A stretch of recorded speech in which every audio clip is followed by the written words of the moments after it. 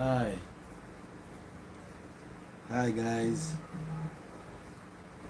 Hi guys. Good evening. Good evening everyone. Thank you. Thank you. Thank you. Thank you. Thank you. Uh hey, Manuel Raphael. Onuga pardon due to my voice. This is very strong enough.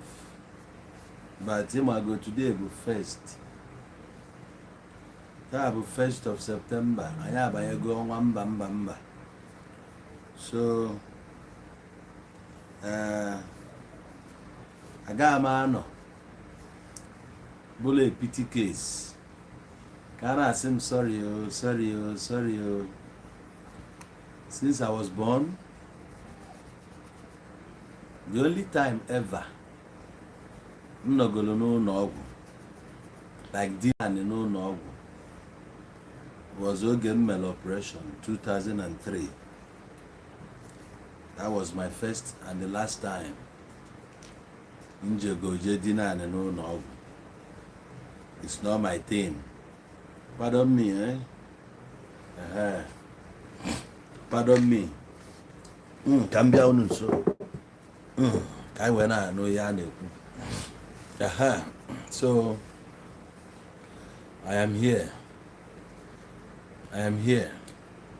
So for those who doesn't think, who don't deem it appropriate for me to have come out here, I would like to tell them that today is the first day of September, and then I refuse to be a pity case.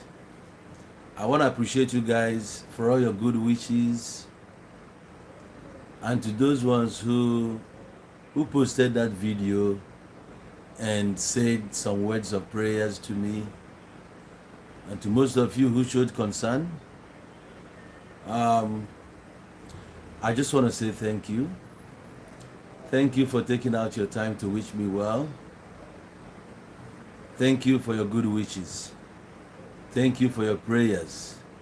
I survived. I'm a survivor.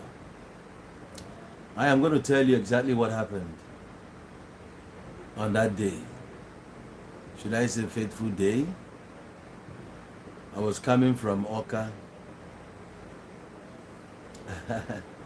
When I was going to Oka, I went through the second Niger Bridge. Then I came out there by Mpo and joined the express.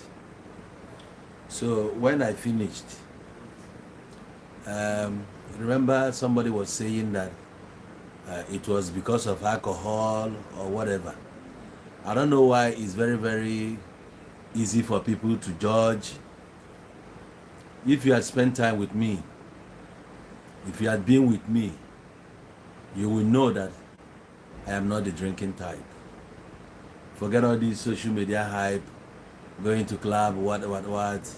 It's simply because I know the network is somehow fluctuating, but let me see how I can rectify it from here. Don't worry, I'll see. I'm gonna do something.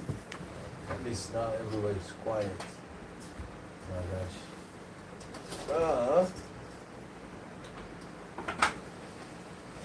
It's even raining.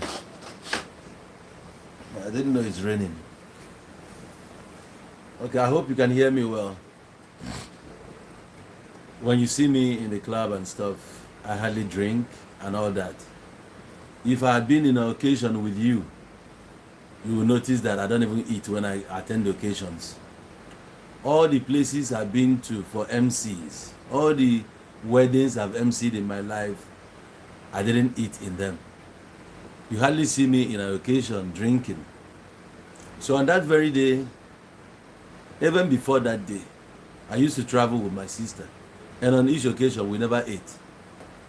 But that very day on our way, we stopped by and we ate. When we were coming back, there was this lady who wanted to join us, but because of her schedule, we couldn't wait for her. Then we left. She was even the one that asked us to go, that we couldn't wait for her. thanks to Almighty God.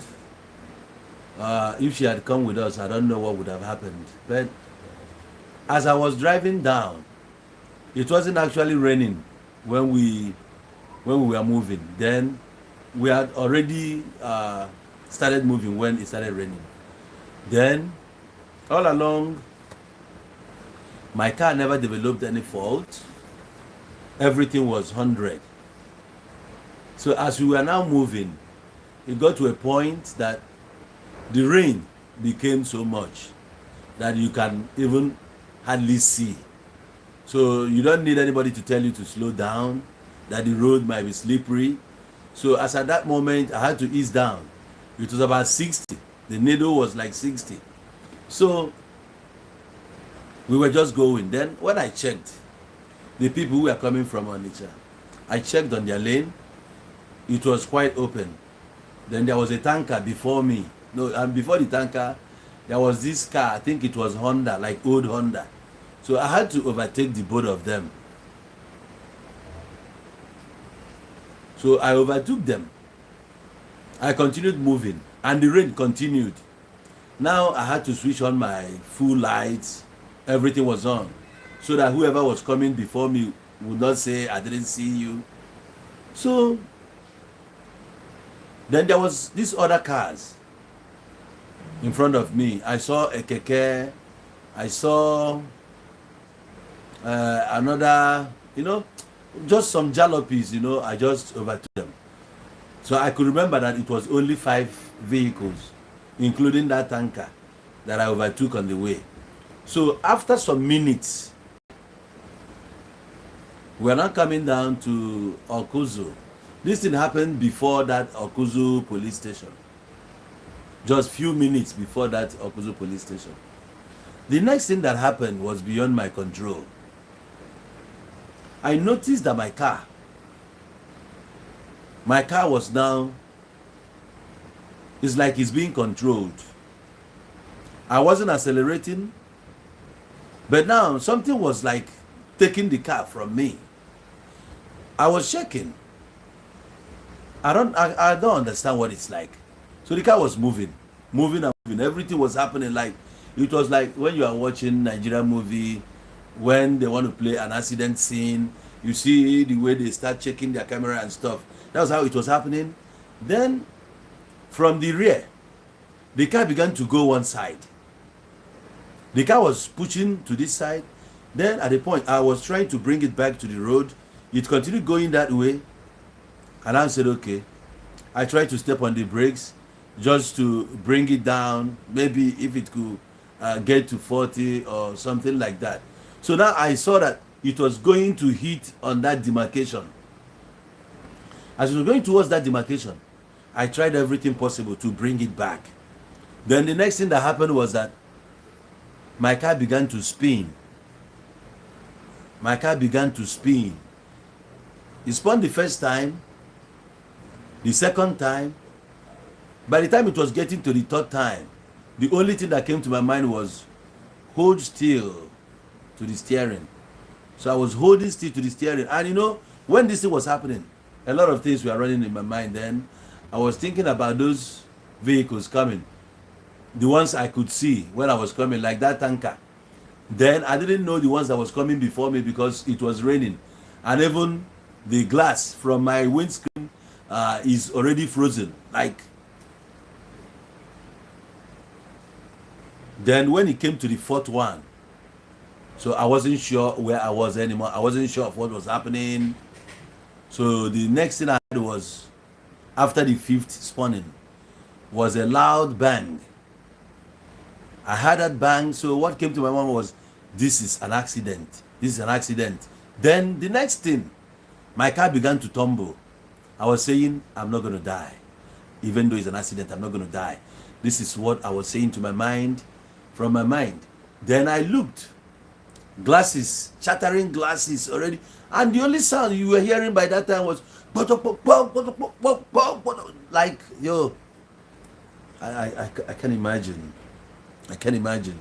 The bang, the sound I was hearing. I could remember the last time I had an accident in luxurious bus. That was sometime 1998. The sound came to my mind, like what happened that night when I was traveling to Aba. We had an accident. So that same thing came to my mind again. Then at the same time, I was thinking about the Sienna and all those buses that used to, all those accidents that occurs on the way where people will come together trying to force the door open and stuff. So I was thinking what I would do at that point in time. Then I was still in my mind saying some words like, it won't happen. Then I looked to be sure that my cousin's sister was still there intact with me, because I was scared that the door could open and then she could, fall out of the car. And when that car somersaulted the first time, she was down there while I was still up here holding on to the steering. Then it was my turn. So after the second time that it somersaulted, the car itself came to a standstill. It stopped and it was on its legs. It was on its wheels. Then I was like, the worst has happened. One side of me here that I was hitting on the ground then, it was so like I couldn't get myself properly. So I was saying, I remembered when they said that if you had an accident, you don't need to drink water. So by that time, this car stopped in the middle of the road, like in the middle of the road. So during that time, it was spinning, like it spun for 5 times and it somersaulted twice. Those cars that we passed on the way coming, I didn't see any of them. That same tanker that I overtook on the way, I didn't see it. Even the ones coming from Onitsha, none of them were outside then. So I didn't know what happened. Even till now, I can't explain why those cars were not there. Because when I was coming, they were there on my tail. But when this thing happened, I didn't see them. So after the whole thing happened, when I tried to force my door open, I kicked the door and it opened. By then the compartment, everything and all the things that fell on me, even the glasses that shattered, I tried to move. Even the thing has fallen into the glasses were even in my pants. Then I got out of the car. By then everything, even some things were on the main road. So those cars began now to pass from my front. The ones going to Oka were passing. From my rear, the ones going to Onitsha were passing. So the car itself controlled and stayed in the middle so that it won't obstruct movement. I was wondering what exactly happened. Okay, why this way? Why did it end like this? Okay, why did it stop? Because I didn't step on the brakes. So why did it stop? And even when this car, after the somersaulting, the engine was still on, it was still running. I didn't change the gears. So why did it stop? Why was it not moving? So I came out. I was looking around. When this thing was happening, I tell you what, it was raining so heavily. Raining so heavily that even inside the car was soaked. Like, look at the water, the level of the water inside the car. I came out. I was helpless. And there was no one stopping to come and know what actually happened, if we were okay. So I managed to force my boot open. I took out the caution I had to. I went and put them out there to save myself from, being hit by another car. And as at that moment, I realized the speed of the vehicles that were passing, the 911, all the big trucks that was passing on a high speed, even one Sienna. The Sienna could see that my car, the boot was open, which means that this car was faulty or something. Then could you believe that this Sienna car even had to hit the C caution that I left there on high speed trying to overtake? Oh my God. So I now went in there inside the car. I checked. It was already, I don't know, maybe I was the one that pushed the gear lever to neutral or whatever, I don't know. So I went back into the car again. Even the car key was there. I started the engine again. It came alive. I had to engage the gears and then Already one my rear tire was busted, maybe as a result of hitting that pavement. So I had to drive it away from the road, and then we came out. We were there. It was still raining. We were soaked. I checked my sister blood coming out from her wounds. But one thing that happened was I never hit my head, and I was sure that I never hit my chest or something, but I wasn't so sure as at that point. So we were standing still. Nobody came to our rescue. Nobody stopped. Some people would just come, huge, pee, sorry, oh, sorry, oh, sorry, oh, and they will go. So we were there. I checked one of my phones. We are getting soaked because it was there, lying freely in the car. I went and I got it, even that of my sister. So I tried to, I was like, what am I going to do next? Who am I going to call? So somebody was calling me at that point. I saw my hands, Steven, it's like getting stiff. I couldn't pick up the call. I said no. Even if it's getting worse after now, I had to do something, record a video, or just do anything. So I began to record that video. That's when I recorded that video. I wasn't sure it lasted up to a minute or thereabout. So I just recorded that video, and at the same time I was trying to make my sister to be stable and to like make her strong, knowing that I wasn't losing it, that I was still fine. And she herself, she tried so much that she wasn't even screaming. Some ladies, when something like this was happening, they would be screaming, but she wasn't screaming. She was still. And then we would look at each other while these whole things were happening. We would look at each other. We were still holding on there. So at the end of the day, there were these guys who were coming with tow truck. I flagged them down. They stopped and they told me that they will consult people that will come and fetch us, that they were going to pick up a car. I said, okay, they left. And after a while, they came back again and said that they've sent for help, that those people are coming. So we waited until they arrived. When they came, they began to, like, ask us where to. I was like, can you take this vehicle to Asaba Strait? They said no, that they can't go that far. Even the distance there, they were even the price they were even charging. I was like, okay, it's fine. Can you just take us away from this accident scene? Because I don't know what exactly was wrong with that particular spot where this thing happened. I don't know. Because the way that thing tried to take the car from me, he took it from me. Remember when you are driving, let's say you have, if you are familiar with bike, when the throttle cable, once it goes off from the handle, you know what happens. Like, you see that the thing is decreasing, like your firepower is decreasing, and even when it's accelerating more than you are adding, you will see that something is happening. That's how it was happening at that moment. So I could feel something, but some people will say it's as a result of that the road was slippery. Some people will tell you maybe you are drunk. Some people will tell you it's maybe high speed. Somebody will tell you, so all sorts of things. But I can tell you what, since I came back, I know how many times I've driven under the rain. Yes, I know how many times I've driven under the rain. Even on that road, that wasn't my first time. So, but whatever you target to be, one thing I'm sure of was that I wasn't on high speed, and I've not seen this forerunner. I have not seen this forerunner fallen. I've not even seen anywhere that this forerunner fell. Even Highlander, I've not seen Highlander like that. The only car I've seen that fell easily, I will tell you, is Lexus 330. Not for Highlander. The car is so solid, the car is heavy. But what happened was beyond my imagination. I can tell you that. It was beyond my imagination.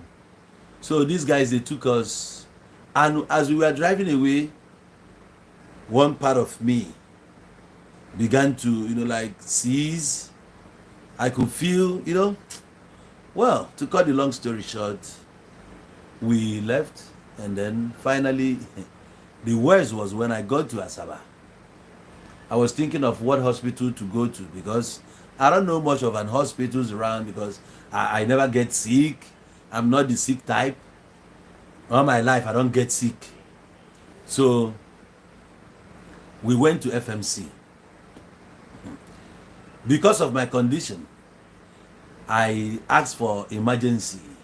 So I went straight to the emergency. I reported what happened. Like I was sitting. I and my sister, we were sitting. Nobody was asking us what is happening, knowing fully well that this is an emergency. That whoever comes here deserves an attention. So nobody was asking. A guy just approached me after some time. He asked me my name. I told him, that he left. He didn't even leave me with a word like, I'm coming, just be patient, or something like that. Nobody spoke to me. He left. And after like 3 minutes, another lady came to my sister, started asking her name and stuff. Then after a while, I began to grow. I became tensed. Like I had to, I started asking, what is happening here? Is this not an emergency ward? Why are we not being attended to? Like I was asking so many questions. And by then I was losing it. Imagine somebody that was involved in an accident, and I had to come all the way from Okuzu, after being beaten mercilessly by the rain, cold rain. My shoes were soaked. Even as I was standing, pieces of glasses were inside my pants. I would dip my hands and I would start removing them because they would destroy my scrotum. Even on my legs, glasses everywhere. So I came, I was waiting for attention. Nobody was giving me attention. Then, after a while, I just had to go lie on the bare floor. I even made a video like, this is me in FMC. I lay there on the bare floor. I began to make a video. That was what attracted them. Because first of all, I went to the entrance. I lay down there. Then it was this one that came and said, no, that I shouldn't lie here. I should go into the ward. I was like, go where? I came here. You guys couldn't even put me on the bed, check me, ask me exactly what happened.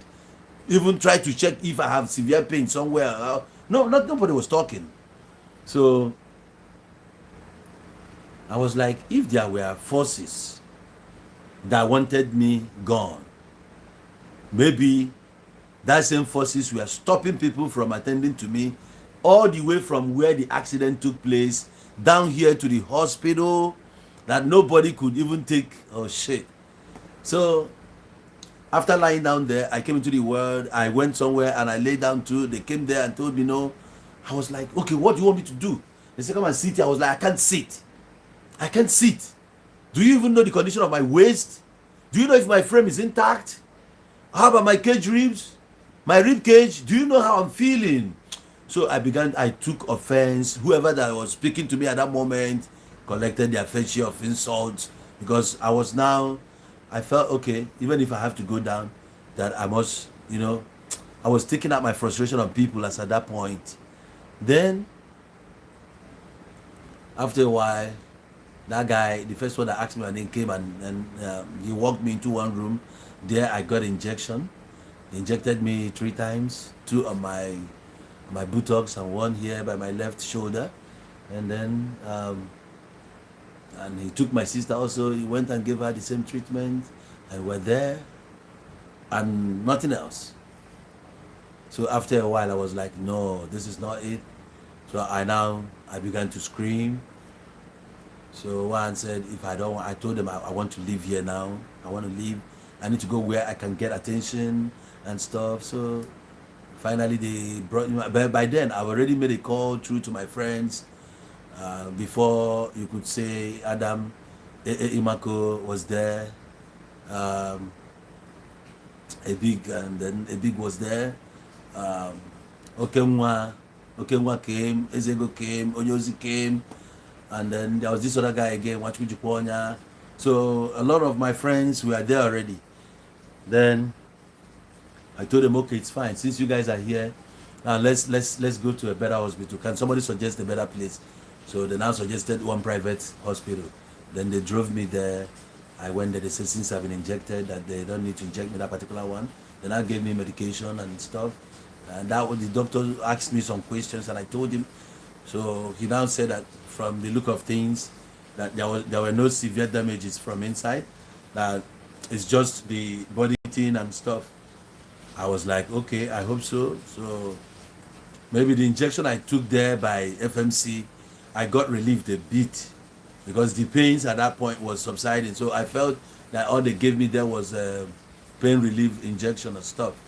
So we began to leave the hospital after a while. So by the time I got to my house, it was already after 11 p.m.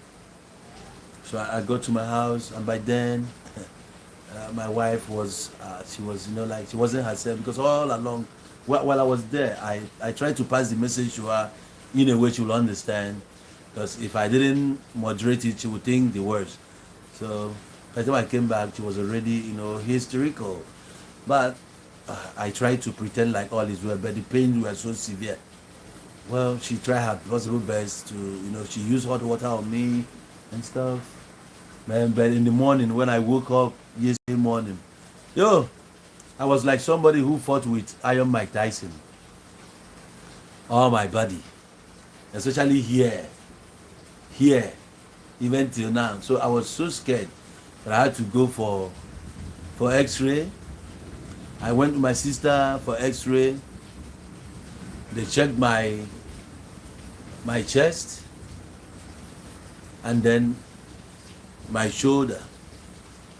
So after everything, it came out that nothing was broken and there was no internal bleeding, and my sister as well. So it was just a minor injury that I sustained here. So that was it. Anyway, till today, it was even from 3 p.m. after sleeping that I began to feel much better.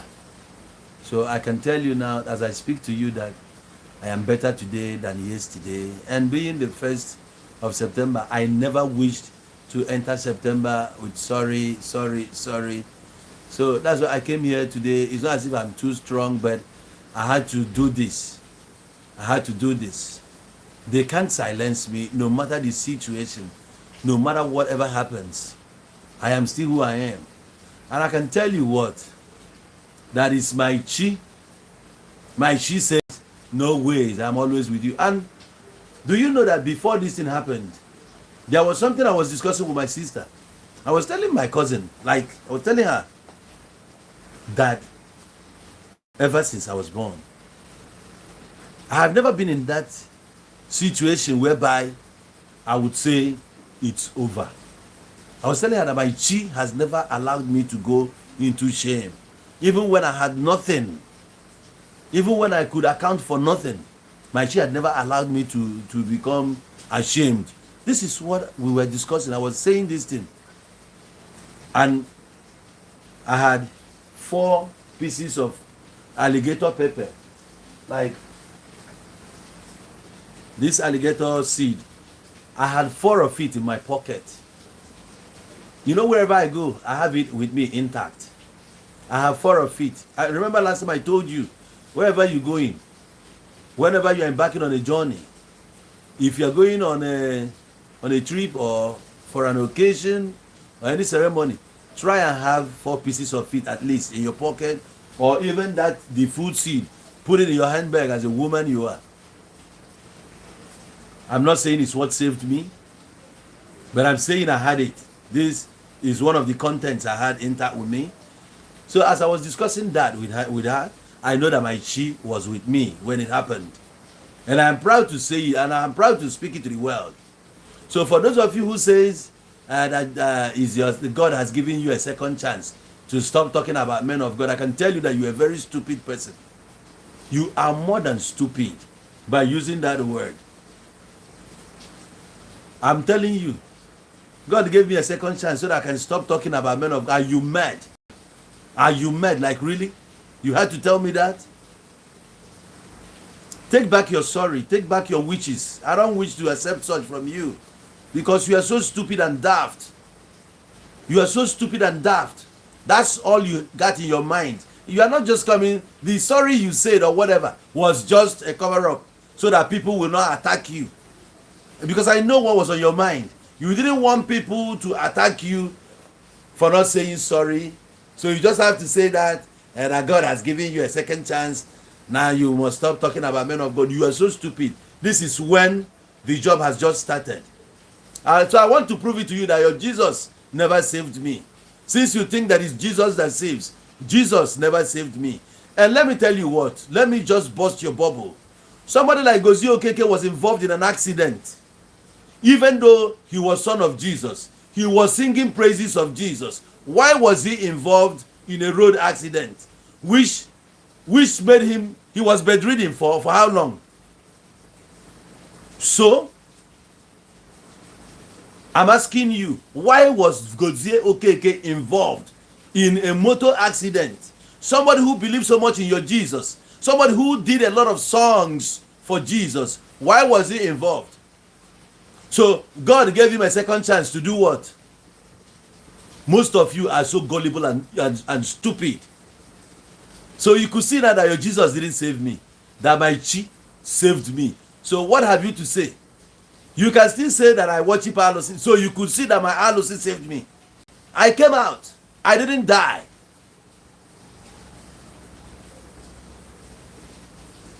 Did you get that? I didn't die. Last, I am here still talking. Should I tell you how many people that died, even in your church buses? Do you know how many children that perished 2 years ago in Enugu inside a bridge where their bus fell into the water, into the river? Even coming from the church, do you know how many missionaries that died in a motor accident? And you have to tell me that nonsense. You are so stupid and daft. So take your rubbish to your Jesus. You see, your Jesus didn't save me. My chi saved me. And nobody will save you if not your chi. Abuna chi ga muranya, one nwere bi jazo eje. Blessing Roland. I hope you are not referring to me. Huh? So, no. What am I concentrating on? I'm just telling you what happened. Why would somebody just come to my page and saw that people were just saying, thank God for your life. One was even saying that the prayer that he offered to me was a waste, that I never believed in God. How could you talk that nonsense? In all my messages to the people, have I ever said that there was no God? Have I ever said that? And I remember I told you that for me to come out to say that there is no God, it means there is no me. Am I different from God? I am not different from God. Huh? You come out to say nonsense. Or because you think, okay, some said, stop talking about Ebuka. May God punish you and punish that your mouth for saying that rubbish. Bunch of assholes. Oh, you think I'll die? God has disappointed you guys. Amalu Nchukwu Okike, God of creation, Obro Mmadu. And well, a creative force. I know it exists. You understand me? Akwamadu Zalafa Chinazo. Yes. Why get you na Koro Beach? Onyelum second chance. Oneka onyegi. As you know, if I be the first accident in well, would you have a second chance? Huh? Ima million on go. Ima even men go no wama. Ima ofia fugom. Ima ubono and the police to go mebwe. Ina akogeli. Men ni na be na South Africa. Ima na gabi gadia. Ima na afi man na afo every day. Man, I na-ekwe ọnwụ n'aka every day. I want to have a big deal. Now why is there a rubbish on my page? Huh? Man of God, Wogudia. Chuku Wogu, that's your man of God. Alabawagi Sidia. Get your man of God should go and perish. Go to hell with your witches. I don't wish to receive nonsense witches from you. Go to hell with your man of God. Gini ya perichien. Oh, Shimo Zolom. Oh, brother, your Jesus Zolom. And I wala. And I say, you're a man of God. Also, me kwa on there. Gina, you're a man of God. ihe niile bụ God ịbata ha Nigeria ihe niile God I believe na enwere forces na-alụ ọrụ some na-alụ ọrụ ị na-ewe bụ na ọlụ a ọ bụrụkwa advantage to you ife amelụ kịta amelụ m survive a ọ kọlụ for mụnwa ịdịkwa extra careful mbute my car kịta ncheck ya my tires ọ bụ na taya m erie na ama na m ga-egote ya ncheck ya my brakes ọ bụ maka ama na even brake adị m ejide egwu olubedu 5 days in change my brake pad brake ma adị m ejide egwu you know ọ na call for mmadụ ịdịkwa extra careful onwe nke ị na-emeta emeghalịa ọ bụ na o nwere ife ịgbakọtara azụ sinsi na-ajụ ese ejukwa ese mara ebe ị ga-esi edozi onwe so ife niile abụrụ enwere evil nwee good some evil things na-eme o mekwa you take advantage. I don't run away from problems like I've always said. I don't run away from problem bịa is part of life. Onye dị ndụ na-enwe problem bịa I will have to find a way to solve my problem. I don't go heaping my problem to people, blaming everybody around me. No. Evil came. Ihe ọjọọ bịara ime m, which is death. Death visited. It comes in different ways. If not through accident. Mmadụ na-agakata taya moto mmadụ amapụ. Je hit onye n'ọlụ onwe ya. Taya moto nwere ike ikwokap. Jam moto na-abịa abịa ndị enwe accident mmadụ anwụrụ.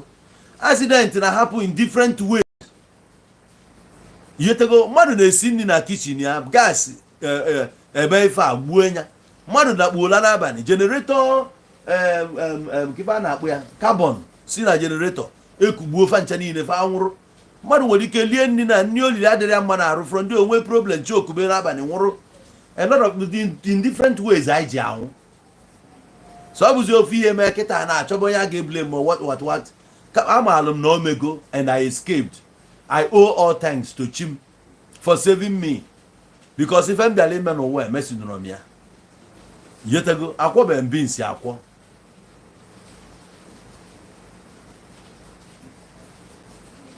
Chinelo Melvin Okeke, I am not here to argue with you.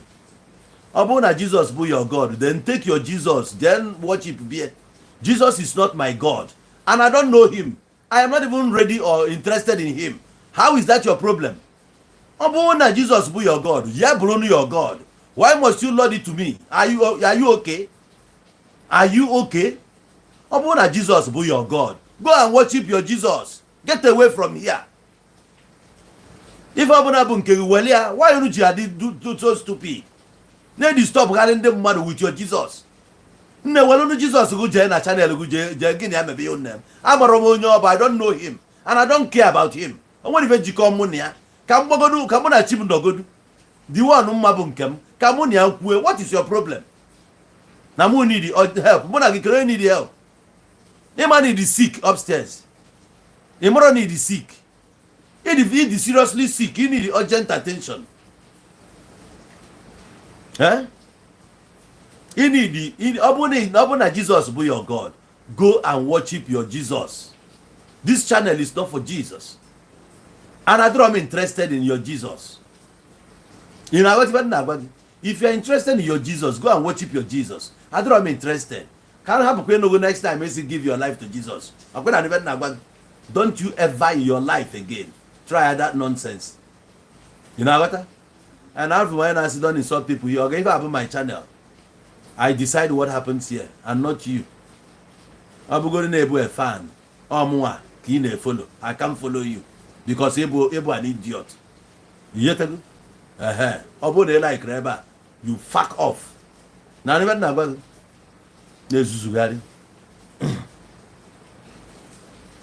I don't know that he loves me and I don't know him. I don't need his love. You need love, yeah. Cause Chim love Godum, more love Chim love Wam. I am okay with that. Respect, yeah, my wish and respect what I stand for. You got to go? Yes, let me follow my own way. You follow your own way. If you go and accept, I must accept him by fire by force. For that, but some of them don't know pastors abịakwana same guy believe whatever you believe akwụ na afịa. So ọ bụ nọ etu a ka anyị bulukwu ya ka anyị si ebulie ma gị na pastọ ga ọkụ agbagbu unu ncha ma gị na baịbụl ga na Jizọs a Chukwu bụ ọnụ ncha niile ọnụ ma gị nwa bịalụ na chanel m ikwu okwu a ihe eje na-eyeboghị ọka n'ihu ọka n'azụ. Kịta ka ị jụrụ ajụ who is your chi then you dị interested ime onye bụ chi m ka ezigbo iji dị interested ime onye bụ chi m malụgodu your own hapụ my own nke m bụ my personal one. Ana m aga idea jealously achọ m ịkpọbata mmadụ into that because o nwere onye ọ gbasara. Even my wife chi ya dị iche na chi m anyị nwekọrị ọnụ. No human being on earth ga-enwe access to chi m. Yotago o nwere anybody dị ndụ ga-enwe access to chi m and anytime mụ na chi m na-akpa onwe onye ga-anụ ya mụ na ya na-akpa. It's my personal one. Echi weala Jizọs wureba na alụ unu na awe wureba na alụ unu ibe nji wepụtakwa bụ ka ị malụ dat na o nwere onye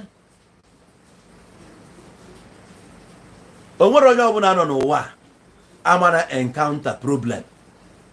You encounter problem and problem abịara to eliminate problem bịakwa ịmanụ nke bịalụ your way gị na chi ga a na-abatụkwa the problem. So nke a bịakwalụ my way chi ma zọọ m n'ime even oge m pụtara moto m sef na-ene moto ahụ anya I was like wow. So ife niile a nụrụ gbodogbo na ada niile ada. So nwere ọnụmọchị mebido na my car sef etu nsefụ ya nstatịkwa anya ọzakwa m o nwere onye nke ya ga-ada like that nye ọfịa ka ị ga-ebute ya na ọ ga-agwụ agwụ. So chi m fụ m n'anya afọ m ya n'anya ekenekwu m ya yotago ekene chi m ekene niile ga-alụ chi m na ọnya azọpụtara m n'aka ọnwụ ọ zọpụtara m n'aka ihe mberede okporo ụzọ yotago mgbe ibe nji wee buo di suit bụ ka ndị na-eche nọọsọ Jizọs na-enye ego malụ na esekwu m wee keta oke nke m na ọ bụrụ Jizọs nye m ya iyotago na ndị a na-eweburu microphone a na-amachagharị n'ụlọ ụka ha bịa na ibu m bugodoro ọ bụrụ ebe a bụ ibu ala ji iyotago na a chọrọ ndị omenala adịghị ebu suit ndị ala ndị mgbu ndị nko ije ikwe ya ọnụ ka ị mara ibe m bu na-arụ a abụ anyị nọ n'ụlọ ụka na-amachagharị na-edebe arụ ọganaya na anyị bụ ndị omenala anyị na-ebukwa ibu na-edi ibu nwanne ka agbaghị afịa ọ bụrụ na ịbụ onye ibu na-esi lebelụ ntọpụta anyị ya fụsị lebelụ ogu n'ime m na-ebu abụrụ ibu ụmụazị chela ọ bụrụ sị na ka ịmalụ na ibu ala ha ji ibu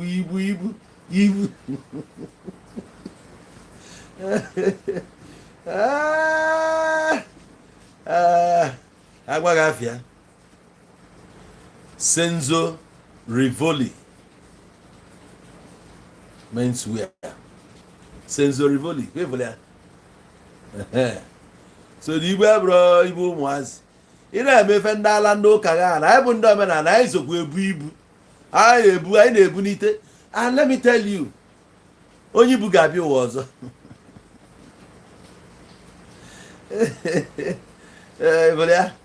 so ọ bụrụ ọsọ pastọ na-ebu ibu amụa na-ebu ana m ebunitekwa togod ka m na-agwa gị ana m ebutekwa chie nke m oke m agbakwana last n'ọlụ a wupe oke agụ nkwa ada atọ n'ahịkọ eketara m ya burugodu dị ibu ibu nekwe ya ka ị na-afịa how many piece ka a na-akpọ nke a 3 piece nwanne ọ bụrụ ọsọ suit nọ na obukwu nke ime na ndị ya nwanne m ọ bụrụ ya na abịrị ụmụazị n'ala o gara ebe akwa oge na wee plan ka m nwụrụ. You can see you are disappointed. You get it? Ala gbachie ya wosu Charles ọnwụ kpọkwa gị iru di a izuzuru bịa na Channel eme ka ibi Istanbul gị na-emezi ọsọ gị bụ Istanbul onye amaghị na Istanbul a ga-eji ya mere ya apology. Chukwu bụkwa gị ọnụ dị a idiot mụ mee gị apology asị nwa apa ibugoro nwa bingo nwa ụsụ bịa gị ọnụ dị a ihu nwanne ka anyị na-ekwu ya anyị na-ekwu akwa 3 piece nwanne kwa efere ya ha bụ ndị mgbu n'ala negoro nwa bingo anya wee nwe ya n'Istanbul Istanbul ọ bụ Istanbul a ka afọ yi nwoke a kezi afọ yi nwoke a ma echefukwa ihe ndị Vicky Nation ọ bụrụ Istanbul ka Vicky Nation nọ. Vicky Nation ọ na-akọ shit like you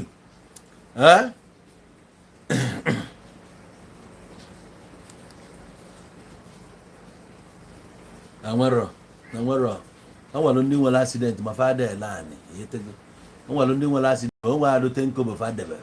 Accident can happen, ife mkpanye can happen, anything can happen. Ọzọ mụnwa as a human being ka ọ dị ile oge nzuchi ike nwetacha onwe m nje jụọ ese ka mmalụ ebe mmiri si baa n'opi ụgbọgụ maka na ife ara eme na nkịtị yetego. Yes, ife ada eme na nkịtị. And let me tell you something nwanne m o rapụkwa ife niile a na-eme n'ụwa ọ nwekwara ife nche ịgwa anyị and take ya serious. Anytime ihe ọma na-achọ ịbịa n'ụzọ gị watch ya ọfụma. Anytime ihe ọma na-achọ ịbịa n'ụzọ gị a na-enwe problem ga-abịa ka ọ stọpụa gị from inweta ihe ọma a. Ama m na ghọta ebe m na-eje na o nwere mgbe bụ na ifechi ime na ndụ gị o nwere some forces ga-atry anyị nche niile ị na-ene anya na ọnya bụ ife njiwe like ya omenala ya ka nji like ya omenala bụ something ga-eme gị ka ị dị wise. ịghọtago ọ bụrụ osịsọ na ebe ha bịazie ego gụọ ọlụ gị Baịbụl kọọ akụkọ nke a aga nọ na ngị nwaze human being nwere some steps ị ga na-etake.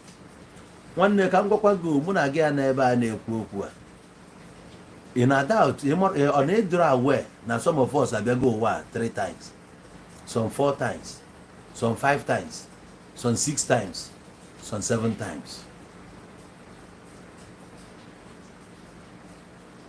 I nwere ife mma. In fact, let me just tell you this. Ama m agwago m na onye mbụ before afa nzalụ before afa m before bụ Ezeola. My name before bụ Ezeolas. And o nwere onye mbụ that time.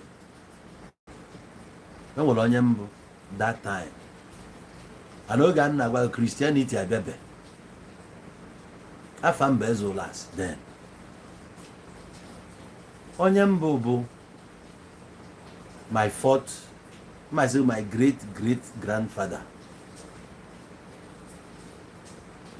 And I never know. Onye mbụ bụ my great grandfather. I don't know if in a Christian way or in a Western way. I don't know if onye Igbo mbụ. Yetago. And if I'm there, this is my last one. Ka bụ my 7th time. Ka nọ na-abụ my 7th time. Ọkwa ebe onye jedebere ka ọ madebere. Ebe onye jedebere ka ọ madebere. O nwere ife m ada eme n'ụwa nọ n'ime kịta. Ena mụ aya emekwana ya. 1. Enwe amike nwelu mmadụ ntaji anya because n'ihe ọma ameelego ka ọ na-ewe m iwe. O nwere ike ime na ndụ m. Ọzọ enwenata m ike isi ka m mee ka gị ka m na-eme ka onye a enwe m ike imenwu ya. enwere m ike ime ya ka m mee ka onye a ọzọ adịrọ m anxious ịchụta ego ma mere ọtebe nneje adịrọ m anxious for money ọzọ adị m egbu ọbara ị na-anịfe nna agwa gị adị m egbu ọbara the times efugodo m with anụmanụ like na njele ịchụ aja ọ bụrụ na ị nọgo ebe nje chụọ aja ị ga-ama na I struggle even igbu ọkụkọ na be m sef adị m egbu ọkụkọ ya a ga-eme life apụọ adị m eme ni ya because of life m biri before I know they fit do am igbu ọkụkọ dịrị difficult ọzọ dị ka ibia kwefu ịkụ mmadụ ihe I know they try am I know fit even once o nwere mgbe m kụrụ one girl ihe ọbara pụọ ya na ofe ụla mmadụ ọbara pụọ ya na from there I stopped it and that was when I was about 11 years old adị m akụni mmadụ ihe now I have kids onwebe nwa m ntili ife sef onwebe nke m kụrụ ife olesozi nwunye m nwere ike ide eti ma ọghọm mụ adị m eme nwunye so o nwere some certain things ma ada emenwu na this life ntry ime ya ọkwere m so I had to ask questions agagidego m wee chọpụta ihe aga wee chọpụta who you be by the way onye ka ị bụ ịghọtago and so many other things which I can't continue stressing them out so but that is who I am ọ bụrụ na m gwa gị okwu ife gbasara omenala ife mkpata na some people ji eme oppose bụ for the fact that na fa draw grounded into the thing fa maro much about it even some people na-apụta na aka akụkọ omenala most of them don't even know what is omenala you got to go some of them don't know what is omenala ana m agwa gị eziokwu some people don't know what is omenala even ndị na-eclaim na a na-eme omenala onye kpatara na ụfọdụ ndị mmadụ pụtara na-asị gị na gịnị pụtara omenala ya mgbe ọbụla na-asị ya omenala ebe ka ị chọzi ka anyị gaa nwanne m nwere ebe ị na-aga ebe ka ị na-agakwanụ ụwa a ị bịara ya onwe gị meelu onwe gị your own thing you don't owe anybody anything even when you need nọ in difficulty you speak to yourself agwara m gị ya kpọrọ ya ka o ji ewute na somebody bagoro plane si Nigeria pụọ mee travel n'obodo oyibo ka nọkwa na-eme nkọghịrị till date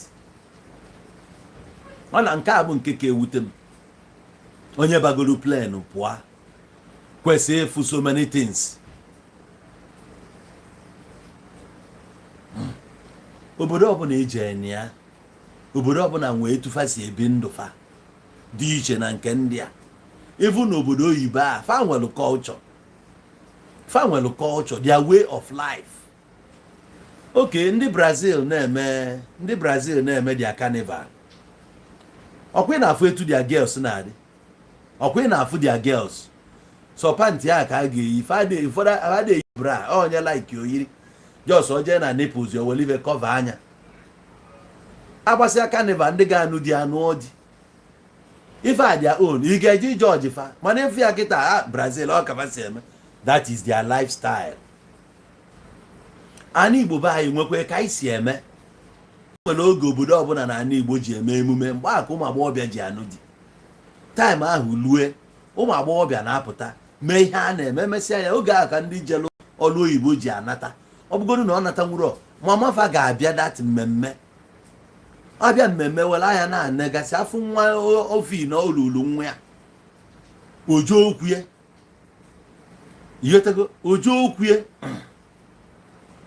ọ bụ na o jesi okwu ya ọ chọtala ya nwa ya yes ị na-ekwu okwu ndị Zulu nwere nke fa na-eme omenala fa adịfa ife ụmụ agbọghọbịa fa ka fa na-eyiri akwa rapụ alafa nke nwa bụ onye bịara bụ ihe anya gị niile ga-atọ na dị ala maka na o soro meme oge njele ebe a na-ekili ụmụ agbọghọbịa na-ekili fa etufa si ete egwu na-atụ n'ọkpa enu mgbe ụfọdụ fa abịa gagharịa bụrụsie osisi ọtọ n'aka bulie gaghalịa onwere nke na-eyi bra rapịa ọ bụrụ their culture. Ụmụ nwoke fa enwezi ife eji eme maka part of them. Obodo ọbụla nwere ife eji malụfa. Na be nke anyị kedu ife eji mala anyị? Kedu ife eji mala anyị? Ọ bụ na ịmaalụ mgbe ụfọdụ ije kiligasị ụfọdụ fim na-ekwu okwu slavery ị na-enene na-apịara Jizọs ịtarị ọ na-ewute na-apịara ịtarị na-ebori obo Chukwu kpọọ ha ọkụ. Emu ihe mere ndị nna nna anyị obodo a mụ na gị si n'ime ya pụta. Emu ihe mere ha sizon nke ya na-apịara ịtarị bụ ya obo. Emu ihe mere ndị nke for how many years ha nọ na plantation ndị ọcha na-ata afụfụ. Ịnọkata ikwuo na mmiri na-agụ onye ebughị ikwu na mmiri na-agụ ejide ha aga agha amụ agara Jizọs amụ agarị amụ. Ụmụnne m na-agụ ndị nna anyị fa agara amụ nkọ pịagide ha chen ọ bụ ịtalị nọ chen ka a na-apịa ha. Iwu ọchịrị ya welu Canada movie a na-akpọ Root jee watch godu kinte welu Kenya ya watch ya ka efu afụfụ atalụ ndị be anyị.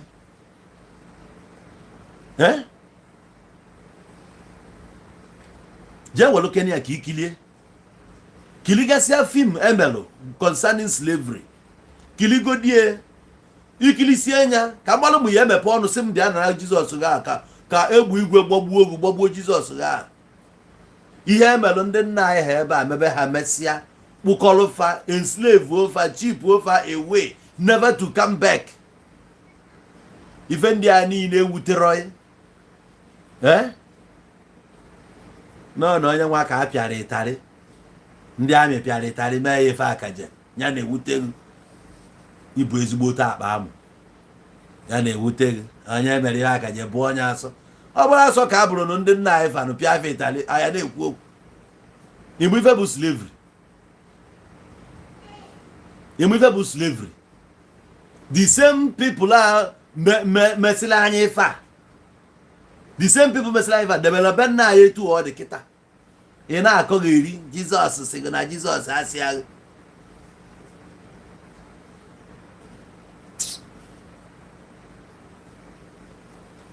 Biko kwa mmadụ echetara na ma anything mme nchefu. Afụ nọ na some of you ọfancha bụ datin na-ekwu mara onye ebu. Try kene ka ị mara onye ebu. Sometimes na-agwa gị okwu na-akpọrọ gị na-date back say 1920 video na. Most of some events dey fresh in my mind. Some of events melo na ani Igbo dey fresh in my mind, which na sometimes when deja vu occurs on my part, or the flash bia mfugasi some things or didn't call film watch or didn't call melo in my time or they gasi am na fugasi some things. After to me bit of this slavery, after to me bit of it in a track ya na dị na village ụmụ obele ụzọ na connect family to another family ma ụzọ ana m afụtụ ya ka e esi kpụrụ ife dị ka mkpụrụ mmadụ ịnọ ka ha ụdọ kpụrụ ha gafee. Ana m afụ ya even as I speak to you now. O nwere nke nna afụ nwaanyị dị oji. It could be an imagination but ana m afụ ya the thing na ọ nakatakwa ọbịa. So which name sometimes I need to question myself. Which one is my real life? Kedu nke my real life? Those things in nafu on ka bụ real ko I don't really understand, but I know that when these things occurs, more than that picture bịa ọ na-abịa to me with pains. Ọ na-abịa to me with na ọ na-abụ a horrible sight. Emefe bụ na iwelu chain kụọ mmadụ ibe gị. Iwelu chain kụdo mmadụ ibe gị. Akwụ n'ahịrị ya kwụọ in lines. Okay. Check amorokwa mo about you mana ama m na some people onwelo ndị folo ndị ala akụlụ ịga kụsị afọ ịga kpọlụfa bịa n'afịa obodo na-aya ego enyesi afa ogene fa na-akụ nkotonkotonkotonkotonkotonkotonko ndị a dufa wee bịa a na-anakọta ego.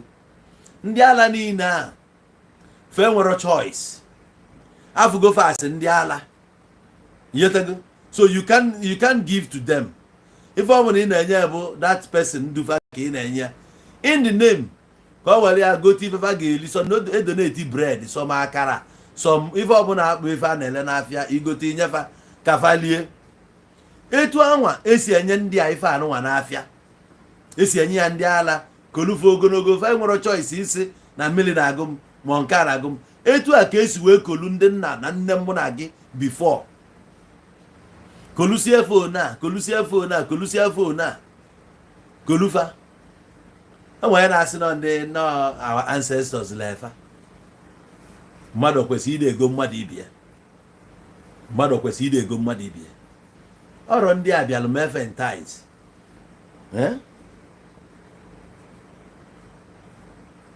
so ọ dịgo ka o si wee dị ko anytime ị na-abịa agwa m okwu Jizọs ọ pictures a ka nna afọ anytime ị na-abịa na my channel na-ekwu okwu a ọ ife a ka nna afọ it means na ife emelụ ndị nna ife is nothing to you. That's why ma nwere oge apology by ịkpọ gị ezigbo iyi na ịbịa na this channel a na-eme ihe ndị Igbo ebi remind him of my pains, ebi remind him of slavery, ebi remind him of intimidation, subjugation, all the things emelụ ndị a Chukwu ya akpọghị ọkụ ka nna gwago ka Nnamdi Emmanuel Chukwu ya akpọghị ọkụ kpọọ your generation ọkụ ọmadịrị ego na mma pains a ndị nna ha gabigara will visit you. Ị ga-ama pain in your lifetime. And that slavery, you get face here in one way or the other. Here am I kiss way face here. For you to come to my channel, now force some Jesus again. The same way you were forced on the knife. You will never see good in your life. More here today. You will never see anything good in your life. Slavery agabu your portion. Okay, Chukwu Keli will get visit you upon you and your offsprings. You got half.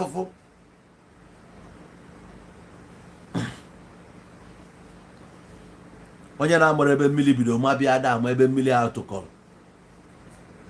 Ọ bụ na ịma alụ ife bụ slavery. Most of you ama ife bụ Africa. Ọ bụ na ịma alụ ife bụ Africa. Obi ga na-asọdụ gị ụsọ na ndị amị na-eteki si over a na-eteki now. Because na ndị enele anya ọnụ m oge ndị mmadụ na-asị na the worst military regime bụ ka esi ekwu ya. Also, the best military regime but the worst democratic Guinea. Oh, okay, put that in. But I tell you what, today, I wish Nandia may take over Nigeria because now the politicians I work it abu selfish politicians enduring. They never meant well for them money. Obu Nandia no feel Africa. Faga na agba mbọ ka Africa dị mma na agba mbọ ka anyị bụ ndị Igbo ma anybody na Nigeria dị okay, not ndị Igbo alone. We can be selfish. Even we are saying that Nigeria nchọlọbụ Nigeria ga-aba onye ọbụla. What goes to the east ya go to the west, go to the north equally. Nobody deserves the worst. We all deserve good and better. Iyetago? We all deserve ife dị okay. I deserve ife dị mma one by one. Manandi ama afufu aital. We suffered. Okay, ana akona this man obo Omar Kogini Bongo, president in the Gabon. According to history, which was made available to me, ana akowa na that 1967-70 Biafra war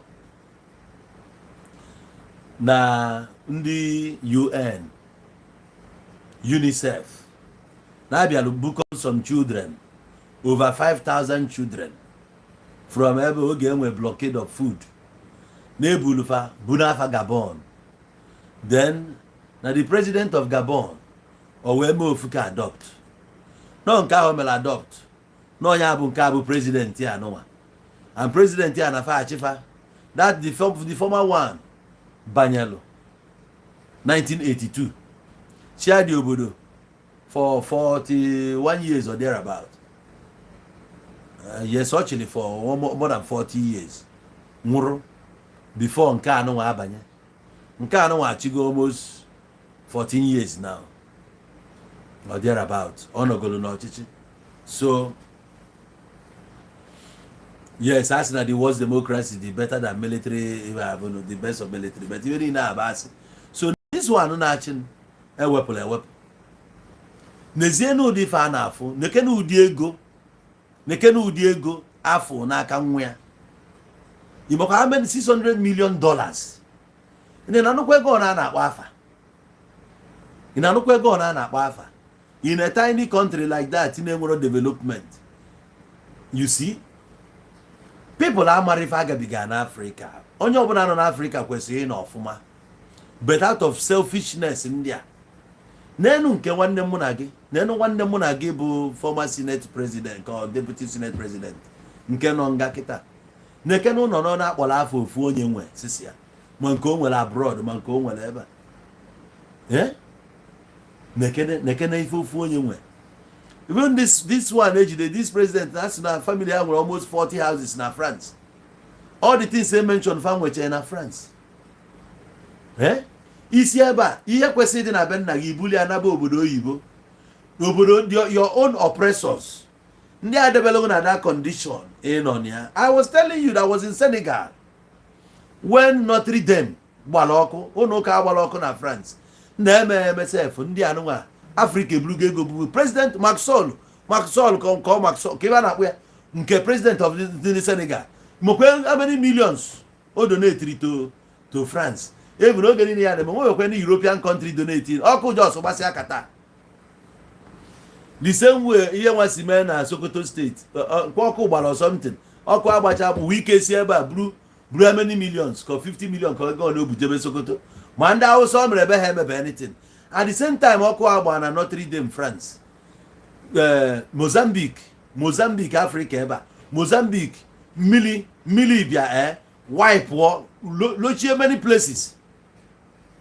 All South African soldiers when they go for rescue operation there.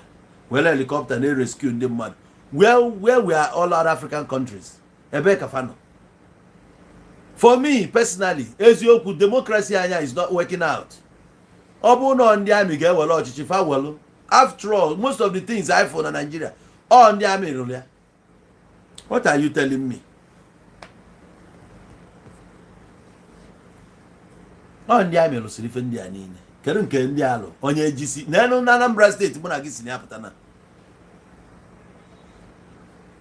ka onye kwuo onye asị na ekene ọ ga asị na nwere accident ife niile nnọlụ nobody stopped o nwere ambulance na-aga onwe anyị nọmba ị ga-eji kpọọ for any ambulance o nwere any nọmba dị available ị ga-akpọ ka ambulance bịa rescue gị.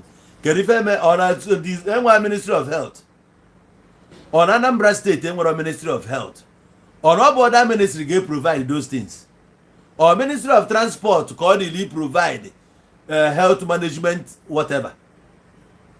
Or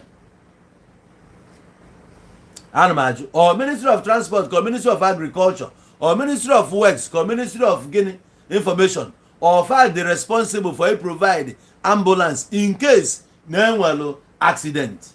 So when such a thing is not in place, what do you tag that government? Incompetent. Why is it that each time we come out to tell you that our government is incompetent? You know, Abamba. You should not get come well off us Soludo, by the way. You come well off, yeah. When somebody is not doing the right thing, then you speak out. You are not doing it right. You are not getting it right. It is my right to speak out. And well, on that right, things are not working. Ejelu mobodom. Ozo award since how many months Soludo batalo na ọchịchị ozugbo. Gota ka akarawa. Gota. Ijo kita asị na mmiri na-ezo. Ebe a bụ akịkọ. Ezigbo ta akịkọ. Julius Berger na-alụ ụzọ dị serious ịlụ ụzọ. I was living in Lagos. Julius Berger na-alụ ụzọ. Us even Costain ma ụmụ nnukwu companies a Strabag ya ha na-alụ ụzọ mmiri adị ezo ogbe a mmiri ama emetụ anyị until ọ bụrụ na anyị Igbo anyị enwe mmemme mmiri ezo achọ ịkwa mmadụ na ozu nwụrụ na mmadụ nwụrụ achọrọ ịkwa ozu mmiri adị ezo o nwere means eji ejide mmiri ama ezo so ọ bụ gọọmenti chọrọ ịlụ ọrụ a na-alụ ọrụ ejide mmiri na how many months ka eji alụ ụzọ how many kilometers ka ọ bụ how many kilometers anyị na-ekwu Anambra ka anyị na-echeta bụ anyị bụ ndị Anambra ka anyị na-echeta na Anambra steeti bụ Oyi steeti na-eti ya na bọjetị na Anambra steeti bụ Oyi steeti. Anyị nwere mmanụ etu a Rivers steeti si nwee mmanụ, etu a Delta steeti si nwee mmanụ, ka anyị bụ Anambra steeti si nwee mmanụ. So when we are not working, ka ịmalụ that na the money anyị na-enweta no nwere ndị na-siphon that money. That's why I don't like this democracy. I pray for military takeover. Yes. Ọ bụ na ndị amị na-achị anyị ife a na-eme anyị were ya nọ ndị amị na nke a bụ nọ ndị nwe na-asị democracy. We are struggling. We are struggling. Nekene ego one senators na-eri n'ụgwọ ọnwa senators onwekwa ezigbo ihe a na-eme nothing na ego ọ na-akwụ ha. A policeman ụkwụ na main road ọ gị zipụrụ je kwụrụ ebe ego one ka a na-enye ya 50,000 naira. Mgbe nnọkọta na-agbakọsị onye a na-enye 50,000 kedu ka o si survive whereby na a na-ele bag of rice 48, 50,000, 52,000. Rice ọ bụ na igote 48,000 bụkwa local akwa local 48.50 nya foreign local foreign 50,000 naira 52,000 ọ ife ọkwụ ya kịta. A policeman ekwuru 50,000 naira kedu ihe o ji ya eme? Enwetago ọrụ ị na-alụ na bank. How much are you earning? Military nọ ebe a onwe ike dị like this. Oge Abacha na-achị Nigeria. For some of you who do not know who was Abacha. Oge Abacha na-achị Nigeria. Abacha na-apịrị ya with ndị NATO ha na-ekwu okwu ya with the West. Ejulu onwe gị mena ya je Atlantic, gị mena ya je South Africa 96. Anyị kwesịrị ije Nations Cup 1996 ga defend ya the tournament I win 2 years ago ya bụ 1994. I win ya na Tunisia 94. We were the winners. Olo 1996 anya jezie a threat no Nigeria na ọ bụ Nigeria abịa ya na ya ban ya mee nke a Abacha kwuo na o nwere anya ọbụla ga-eje di ya. Even players in Nigeria can't one cover your culture by your Abacha see nobody is stepping out. Nigeria. Oh yeah, South Africa the host to win. Oh yeah. Oh Nigeria. How can you win back to back? Abacha saved a lot of money for the bank. He saved money. Nka ndị ọcha na-ebunata mgbe ọbụla na-ebunata. Oh yeah, bụ propaganda. Ka afia na ha dị corrupt. Ha nwa nabatalu the money in the first place nko. Why had you never the money in the first place? Why na he probe I am more than ha nabatarianu na use the money well ya na grow their economy. Same way you never tasi nke ndị a niile efro.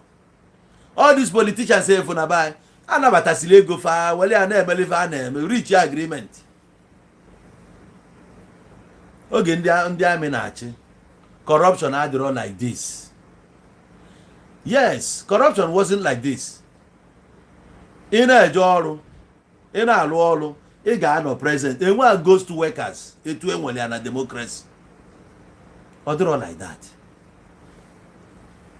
Ka m na-agba gị na Nitel na-alụ ọrụ mgbe ahụ ebe ọ bụla enwere Nitel na-alụ ọrụ ije ebe atụ coins.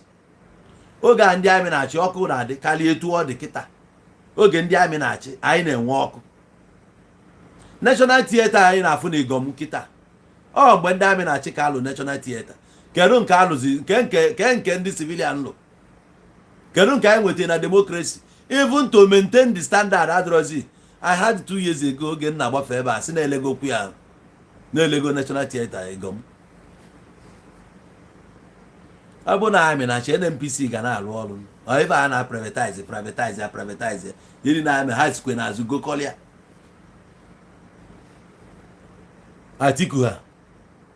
Atiku abụsịsị ndị bụzi ka o mee ndị ejesi ọgwụ bukọsi ego na-emekozi ya mma agbachitesi onye ọbụla nkịtị ya nụrụ like that.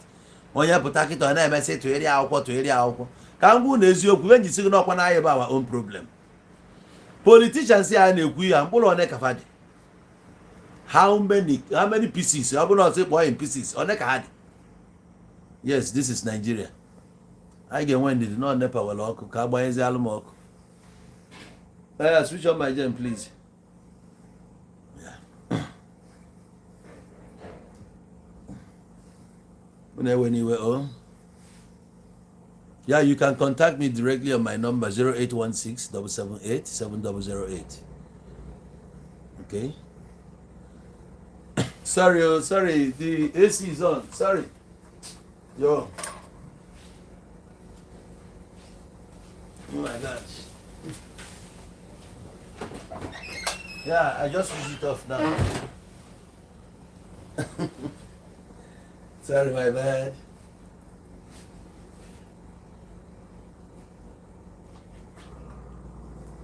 Sure.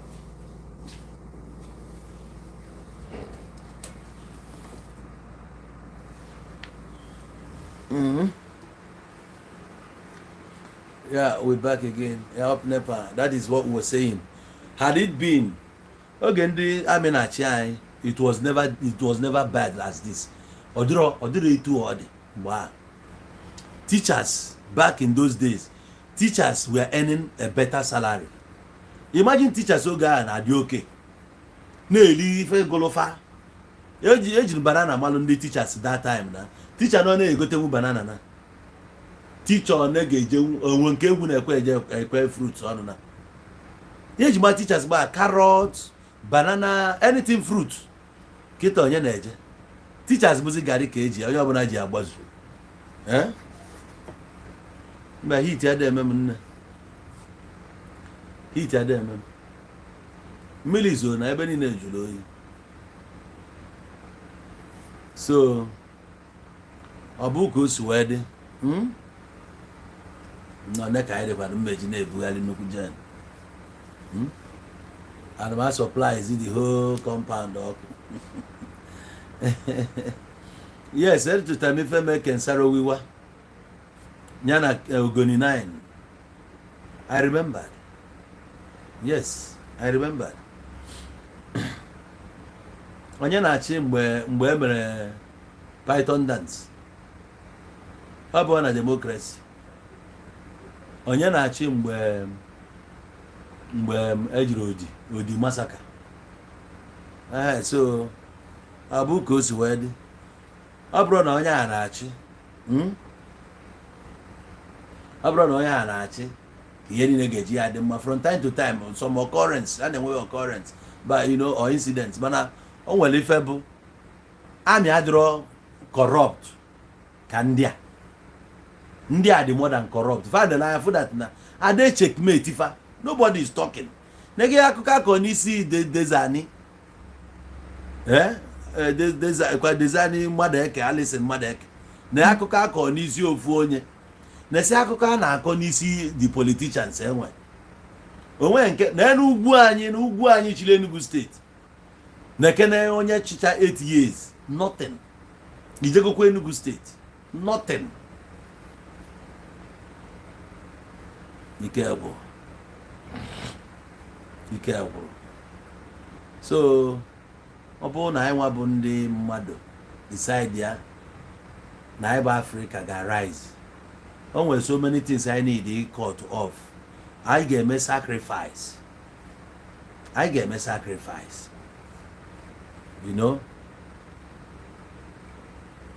o nwere ife oge efu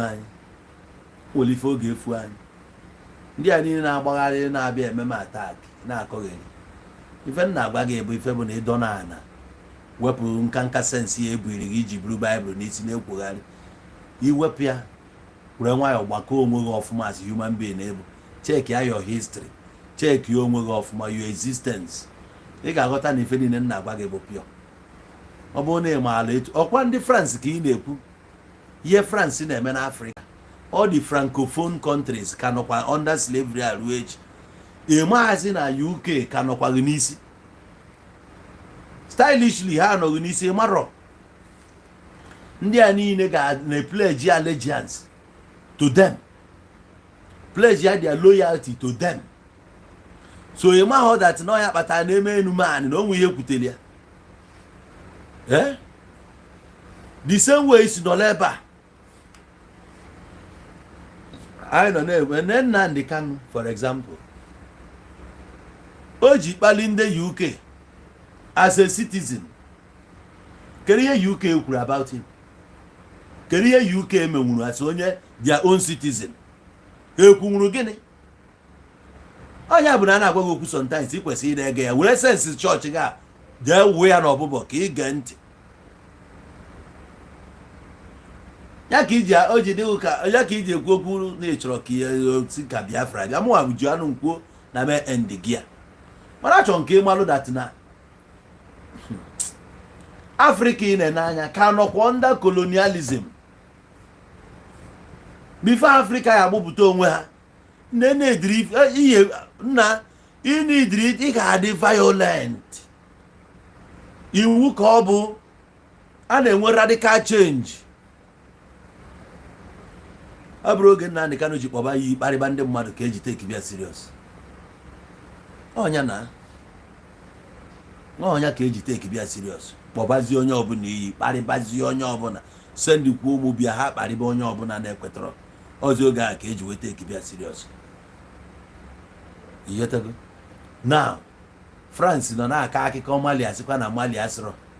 Ha chọchị ịdịcha too serious with Mali based on na ya na-enweta adịrọ much dị ya. Mana oge enyeziri oge abịa take over na Niger. Oge ahụ ka ala gbaziri ha. Enye ha 48 hours ultimatum. Nyanwa ajụ. President ndị France ajụ na ọ ya apụkwa. Maka a na-achọzi break the camel's back. Ine na ya ofugodu na even Niger nwekwu na allies in Mali, Burkina, Guinea. Nya ka a na-ekwu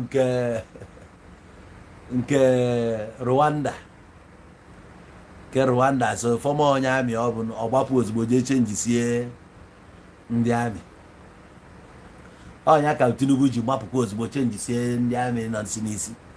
A na-ekwu ka a na-ekwu nke emekwara ana na Gabon nya nke Cameroon na-amapụ ozugbo jee change sikwa ndị amị oche na obiri ebe a. Obi họnụ dị ya na Gabon na Cameroon na Nigeria na Niger na kwa Ghana. Ibe abụ wave otu o si eko na oge kobata ebe. Ihe a Tinubu na-agbagharị bụ mgbagharị ka ọ na-agbagharị. All eyes on judiciary. Ka anyị na-watch ihe ga-eme. Judiciary nwa anwa wee mesịa up. That same night na watch ihe je ka ime. Anyị na-watch all eyes on judiciary. Onye na-perform well. President ndị Rwanda na-perform well. Ịma akwụ ọfụma ibi ikwe di ya. Ife nwoke a committed ya emenwe ya half. Atụpelu gị ka onye a itibe mkpu. Na even most of us I have studied by Africa. You know why? Nigeria dey far from Africa. Nigeria dey far from Africa. Nigeria can allow all religion. Nigeria can eme ihe church atikwa Christianity asịrọ. Nigeria amụ ihe na-eme na Africa. Ya wata no siri ike fo Nigeria na-ekwu okwu Africa. O siri ike nụ ya. The only people na Nigeria na-ekwute okwu Africa bụ nya ndị dị conscious ka nwelu Kenya. Conscious people, conscious minded people. Yes. Ndị dị go resonated. Ọ bụrụ ihe niile na-ebe ara arahụ ya. O nwere ndị bụ ma ihe bụ Africa. Ndị Africa nọ n'ime ha. How many people Nigeria na kedu ihe megide go na Africa? Iche ka ifu mgbe a na-ekwu okwu Africa ma onye a na-akpọ Raskimono. Ị mara onye bụ Raskimono? Ọ ndị a na-ekwu okwu Africa. Ma Jack Fachekifa. So those ones bụ the awakened spirit, awakened souls. Ọ ndị a bụ ndị na-ekwu okwu Africa. Since ndị nke ahụ pụsị, check ebe a na-akọ here every day. Jesus. My Bible said, and God said, the word of God came to me. So see how behind a whoever. When you start seeing Africa and start living Africa, you forget the Indian. Anytime Africa batago n'ime, Emmanuel nwoga batago n'ime. You got to go?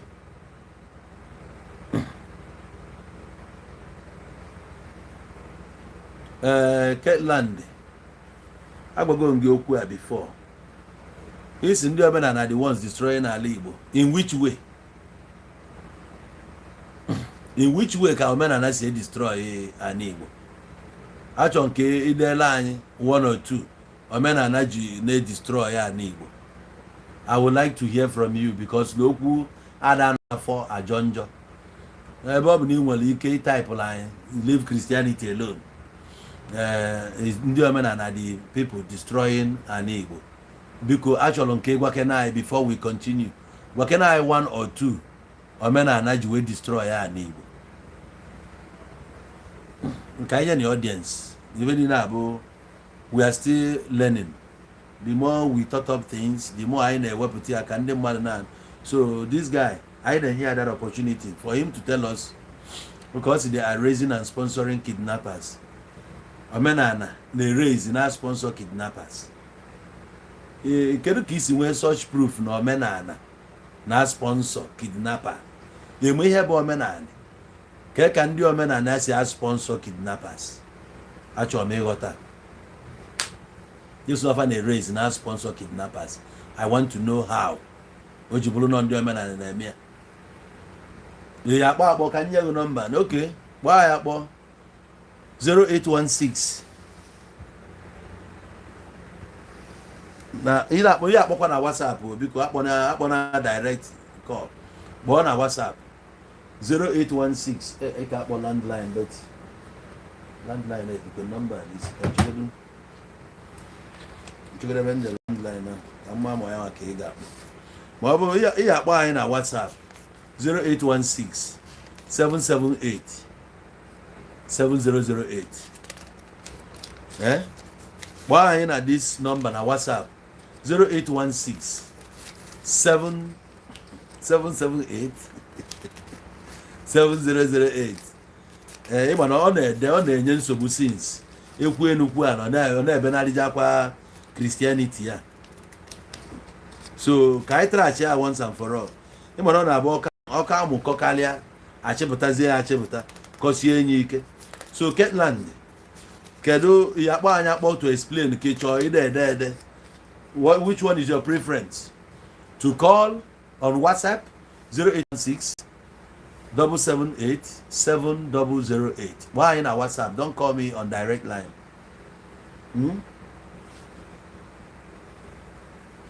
Can I try Shanka because now the thing all go disturbance to me. Call him up.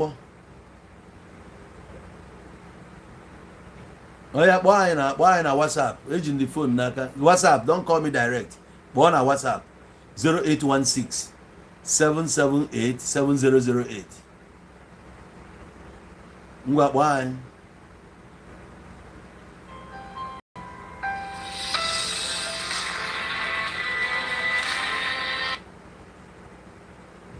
Hello. Hello, good evening. Good evening. Check him out. Fine. This is not the guy that we are giving the number. This is another guy that is playing up your program, and I like what you're saying. I want to correct some impressions. Okay. All right. Yeah. Nigerians are Africans. The problem is that the Pan-Africans and Nigerians we are not listening to when they were speaking up. Okay. First of all, Africa was divided by the Europeans in 1943 in the Berlin Conference. Okay. And since then, they maintain that fake boundaries. Nigeria, Cameroon, all those countries you are calling up their names now, Mali, Gabon, all these things are fake boundaries. Where Garcia themselves, France, Germany, England, and all these guys. You understand? Yeah. And we've been clamoring for a very long time for Africans to come together and unite. So many people have died speaking about Africa unity. Yeah. The likes of Bob Marley, the likes of Patrice Lumumba, Tupac Amaru Shakur, Patrice Lumumba. So many men. Yeah. I love that. I love that. Peter Tosh. So many people have clamored for Africa to unite, but Africa is finding it very difficult to unite because Africa When they call Africa an African man, I think in Africa, that is where you are going to see the darkest of minds. Yeah. People that don't love their neighbors. People that hate their brothers with passion. You understand? Yeah. So it is our duty now. There are so many Pan-Africans. If you want to see Pan-Africans, go to East Africa. Yeah. Uganda. Ethiopia. Go to all those areas. Yeah.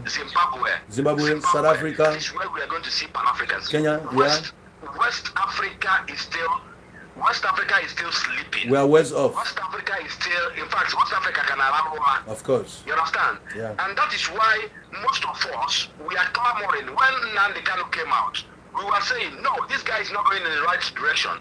Because Nigeria is the only hope of Africa, whether anybody wants to believe it or not. Nigeria is the largest entity in Africa. Nigeria is bigger than most West and North African countries put together. They are the hope of getting Africa to get working again. And somebody is somewhere telling you that he wants to destroy Nigeria, he wants to destroy, and people are believing him. Why are people like Julius Malema? Why are people like what that Zimbabwean professor that normally talks? Why are they not supporting the secession that is about to happen in Nigeria? Look at what's happening in Niger right now. Look at what's happening in Gabon right now, and see how the world is reacting. They have allies. Since we started killing and kidnapping our people, how many allies can you go from outside the country? None. And you open the Igbo and Najuketa. Apart from we, the Igbos, whose other tribe in the world, because we are not going the right way. Fulani is killing us. Fulani is this. Fulani is still our brother till tomorrow. Almost the same Fulani I kind of support one and Niger. I kill. Our people need education. You are doing a very wonderful job. Keep the job going. Let us educate our people on what we should do. Look at our states here in the southeast. None. The local government system is not working. And nobody is saying everything about it. So who don't promise that he's going to do it? He's now getting to 1 year. He has not done anything about the local government system. How will development come without the local governments working? These are the things we should be telling our people, because all these guys, most of them, they are passionate. They are very, very passionate about a better tomorrow. But the problem is that they have the wrong information. Most of these people here for us in Imabia, just to get Biafra. Most of them are not bad people. They are doing all those things ignorantly. They thought they are doing the right thing. So let us use our platforms to inform these youths on the way forward. I think it will go a long way. You are telling them about Christianity, they will find it very difficult to understand. But keep the fire burning. Thank you. They don't know the implications. They don't know what Christianity has done to us. Yeah. We will tell you the reality. If you want to help us, then I say, look at what Christianity have done for us for a very long time. Yeah.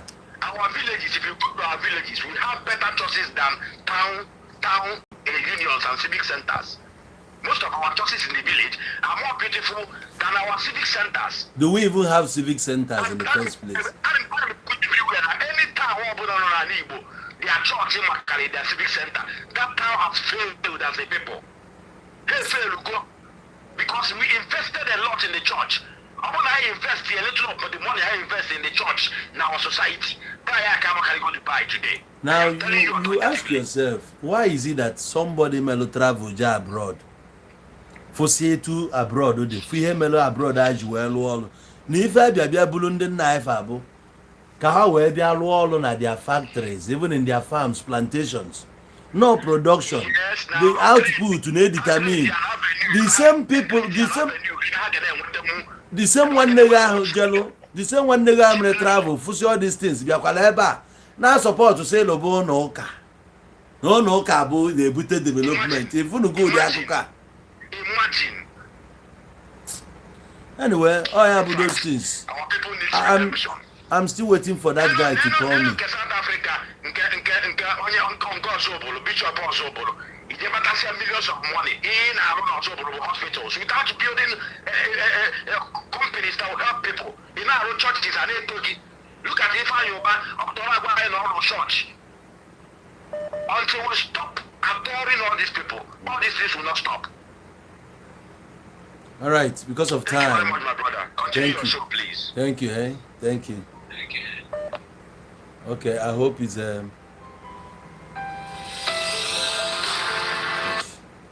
Sorry, I had to drop your call. I don't know if you're calling in for this program. There's this other guy that I want to take his call. Please, if it's not that guy, I'm not taking any call. Just be patient. I want to see that guy. I want him to call to tell me how he came to. But if it's not the guy, I will not. Okay, let me see if it's him. Hello? Hello? Hello? Yeah, good evening. Good evening. Oh, go on, boy. Oh, Ketland. Yes. Oh, you are welcome. You are welcome. All right. So go ahead and tell us how you come about your fact that no women are not sponsor, they raise kidnappers in Igbo land.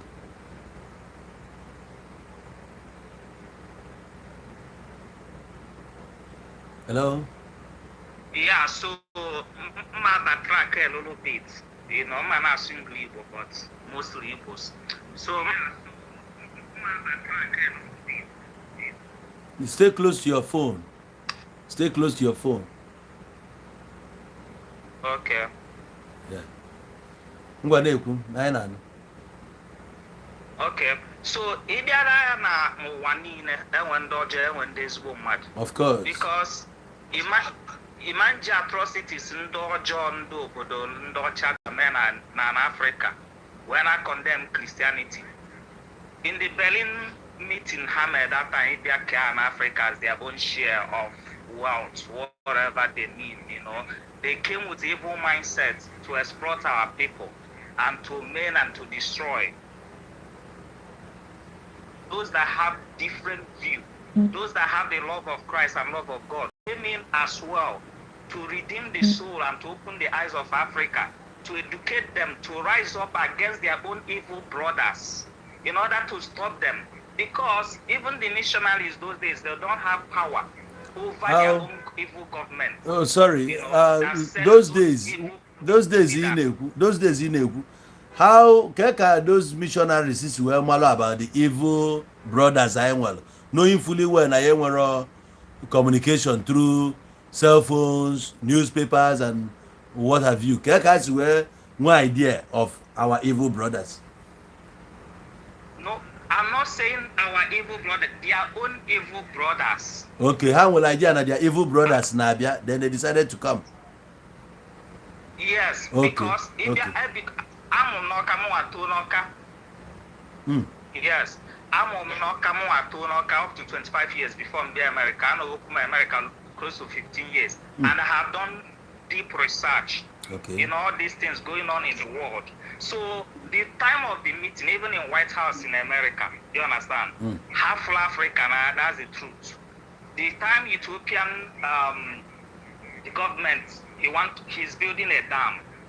President Trump told the president of Egypt to shut him down because in that can Africa develop. You got to go. Mana nime nda nine ndocha no efo. Ndo they are John, ndo the evil, the many, hundreds of millions. Mana we very few people ndo where they call Christianity. Now they will not listen because it will be ndo dojo among the Igbos kanko. And they occupy political powers. So they will not listen to missionaries. Those few missionaries, they sacrifice their lives to come to Africa in order to educate our people. Because all the people were power. So our people now, through education, was able to resist the colonial masters. And we gained our independence. Now power has been handed over. It is the same our own people are destroying us. People came out to do something that is good. Our own people now fighting it. They should do him and everything. Even the youth corpers, they were, helping Tinubu to buy votes and everything. So there is a clear demarcation n'ezigbo Christianity na ndị ajia, because I support me some ndị ụka ha turn the things, welizie na-eme merchandise of people, focus on a build also maybe church every day night vigil instead of building factories.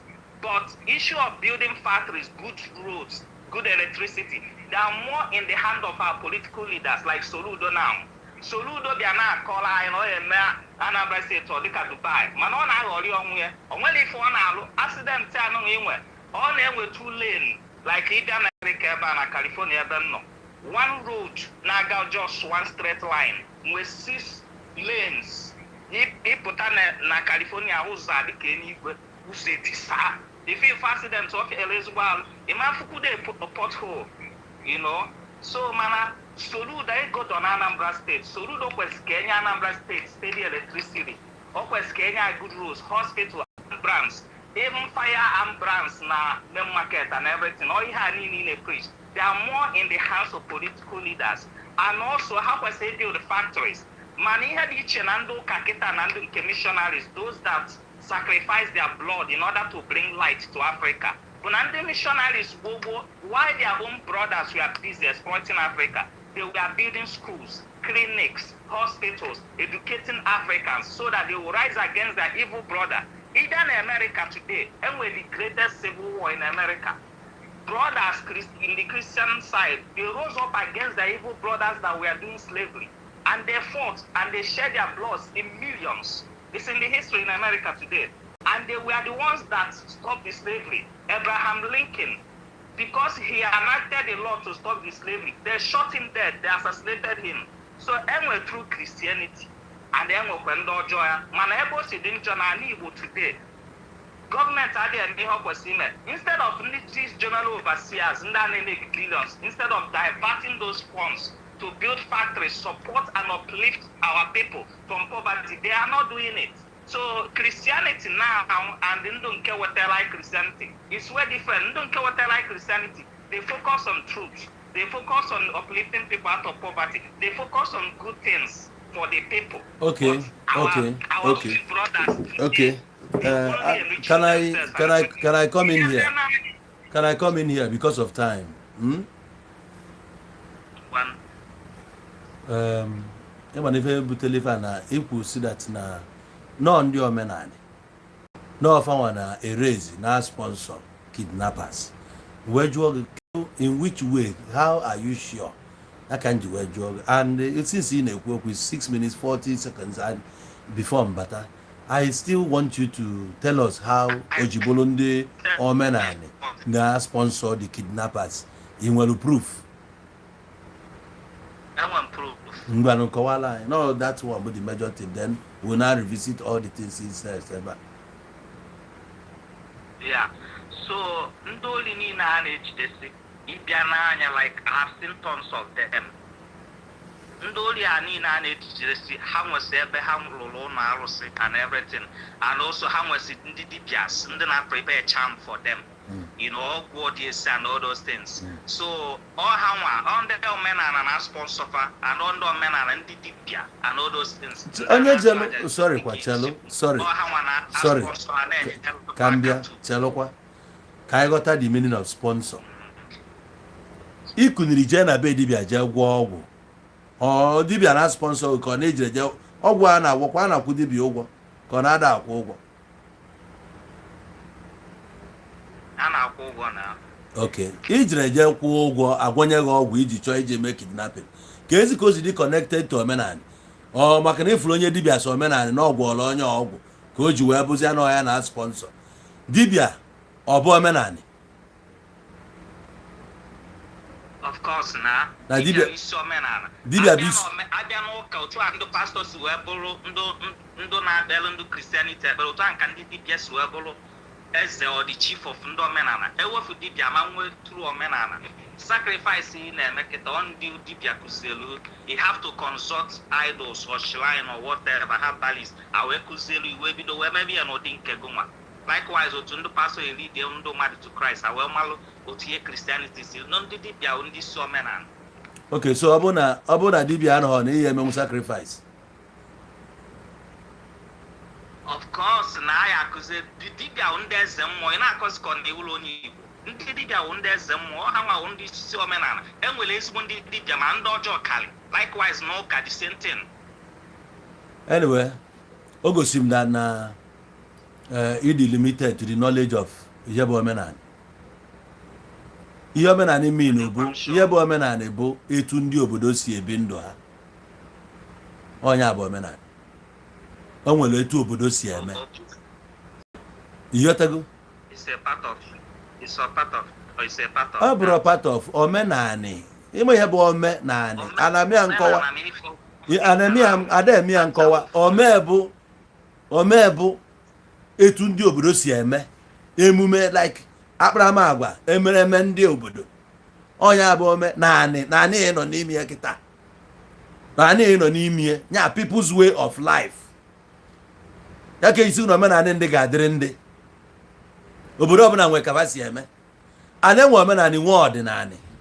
Fa abụọ nwekwara ife dị iche. Ị na-aghọta ọfụma? So dibia abụrụ ya abụ omenani. And dibia anyị na-akpọdụ dibia nwere branches. Enwelu dibia bụ nọọsụ afa ka ọ na-agba dibia afa. Enwelu dibia mmiri bụ nọọsụ mmiri ka ọ na-eji. Enwelu dibia mgbọrọgwụ na mkpa akwụkwọ. Enwelu dibia na-agwọ ala. Enwelu dibia bụ na ife ọ na-alụ dibia dị iche iche. Enwelu dibia na-agwọ ọgwụ. Ife unu na-echenjiri mụ na-echenjizi na mapụrụ nje na ya na-asụ biko. Dibia niile abụrụ ofu. Nke onye mabụrụ nke ibia na-eme. So ọ bụrụ na ị chọrọ ịgwọ ọgwụ. Anụ ndị niile na-afụ ihe na-ekwu ife a nọ ndị na-emebisi. Onye ahụ kuniri wee jekwu dibia ka ọ gwọọ ọlị ọgwụ. I chekiri afa ha. Because enwe more than onwe video nke ali post na ifie. More than 12 guys enwurechalụ na Anambra ebe a. Ebonyi State. Ejikwa afa ọkwa young guys emesi baptism n'ụlọ ụka. Ha ncha bụ Christians all true. A Christian kuni wee jebe na be onye omenani ka ọ je gwọ onye ọgwụ. Gịnị ka ọ ji eme dia? And I still put it to you.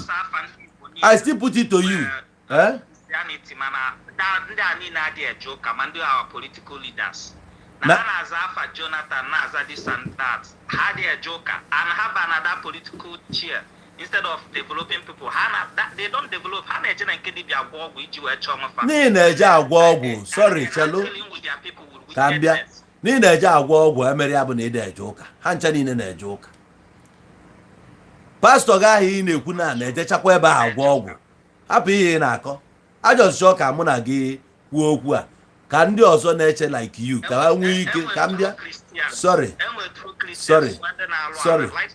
ka m bịa hapụ ma ọ bụ true Christian ewe n'iwe rapụ ma ọ bụ true Christian ma ọ bụ lai Christian ihe anyị na-ekwu okwu ya bụ Christian ọzi ngị nwa ga-ejebe ịbụ ngị nwa na-akọ ihe a kịta enenekwa you are not better than them. We all commit sin in different ways. Amami na agota. Politician in na-ekwu kịta na-eri ego ndị mmadụ. Some of us kwa nwekwuru in one way or the other is commit. So after no one na-ebu a true Christian, ha bụ a true Christian. A Christian is a Christian. Now, ikwulu okwu the missionaries ebialụ na bai na ndị ya na-ebialụ. Maybe after the Berlin conference, while ndị nke anụnwa bụ missionary wee na-abịa unto ka ha bịa gwa ndị be anyị ha dịkwa aware na ekwife je ka ime mana all those missionaries bịalụ ịsa ha tinyelu school gwa m ezigbo ihe ha kụziri na school ahụ ha bịa ha butere anyị bịa corrupt our own education system pịagbuo ya walu the authority weta nke ha tinyela anyị wee na-atụtụ mkpụrụ nkafio na-akọgheri na-ese ọkpana na ọchịcha na ndị otie ruo taa mụ na gị nọ n'ime kedu ihe niile anyị nwaanyị na Nigeria kwa isoro gụọ akwụkwọ hia akwụkwọ ndị missionary butelu nwaanyị na Nigeria ebe a mana ịgbapụrụ jebe dia ka ezi hope for ndị na ebe a n'ochalụ ka m bịa missionaries gaa kedu factories ha tinyela anyị community isi wee pụta community isi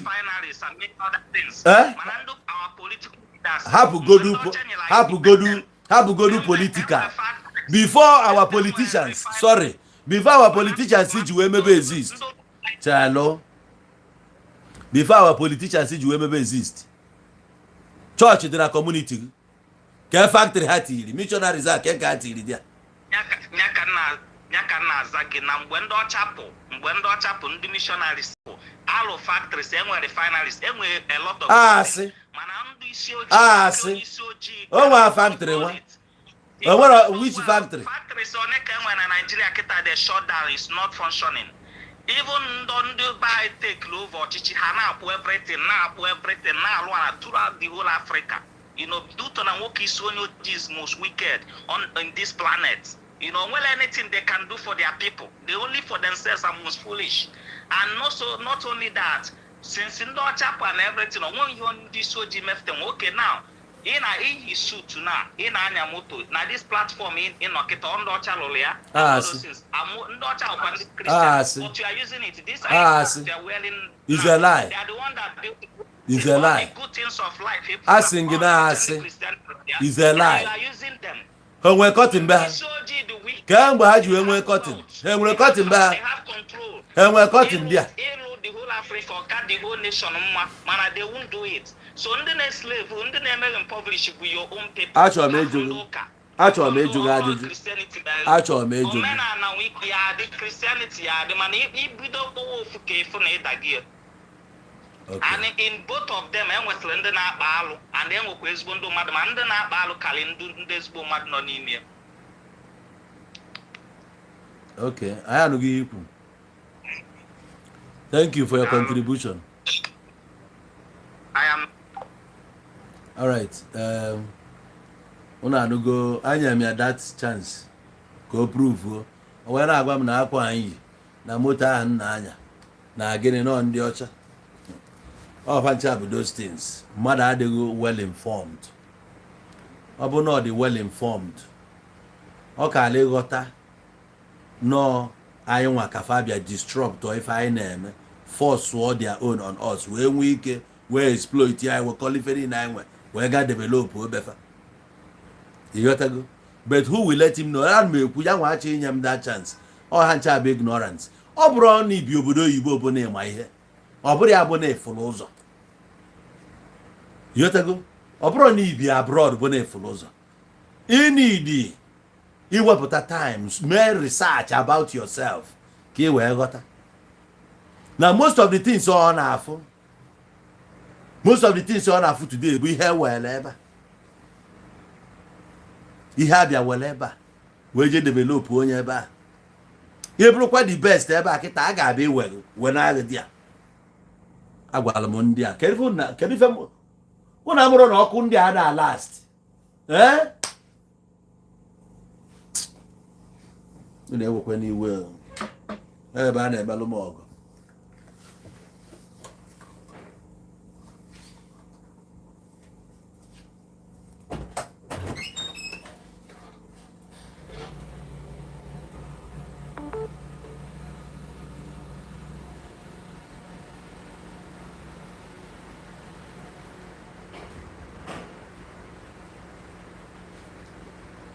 Baby,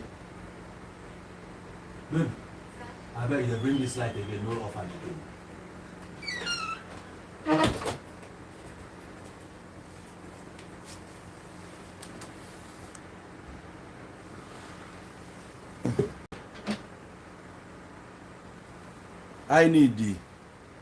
I need a situation whereby na ga na-akọwalụ ndị ọfụma.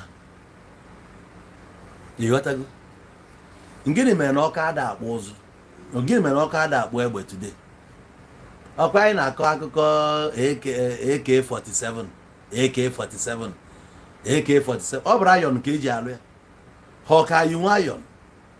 Ọ bụrụ na ndị a bịa be ha mere na be anyị emodi egbe ọka ya na-akpụ na oge ọka na-akpụ egbe America ọkpụbaga egbe. Oge ọka kpụbara egbe America ọkpụbaga egbe. Mana onye be anyị is a shame na onye be anyị ama akwudu na ọka akpụbaga egbe since on time. Ha marọ ọ na-agwa anyị na ha akụzi na ebutela anyị school. What nonsense school ka ebutela anyị? Ayọsụnọ school va ka anyị need. before eji wee bute school fa ọ na ya nwe means of communication ọ na ya nwe means of communication ọ na ya de ife because na ha na-akụziri abi aba abi anyị anya ọ bụ leta ha ka iji edi ya before because no ụmụazị acha nọ ndị ọcha akụziri anyị ihe ma nọ ndị ọcha akụziri anyị kụziri ife ama today they came to study here in Africa ebe a ka amụta medicine ebe a ka amụta science ebe a ka amụta so many other things mana who will tell them ụmụazị amarọ achọ ka ịmalụ nya ka ji sponsor make sure na history ada ekuzi ya na school gị maka ọ bụrụ na ha na-akụzi history ị ka ala ịghọta ọfụma onye bụ in the first place mana achọ ha ka ịghọta ka ị na-afụ onwe gị need inferior fanwa dị superior nekene onye na-akpọ nekene onye si na missionary bịala ịzọpụta gị oh really ha bụ ịzọpụta gị the same time akwụkwọ o ji bụ ịzọpụta gị ka ọ na-agba gị about slavery esi na ịma ihe ị na-eme ọ bụ ịzọpụta wite akwụkwọ na-eme slavery encourage ka ihe ị gụrụ kedu ihe ịma na America ị nọ na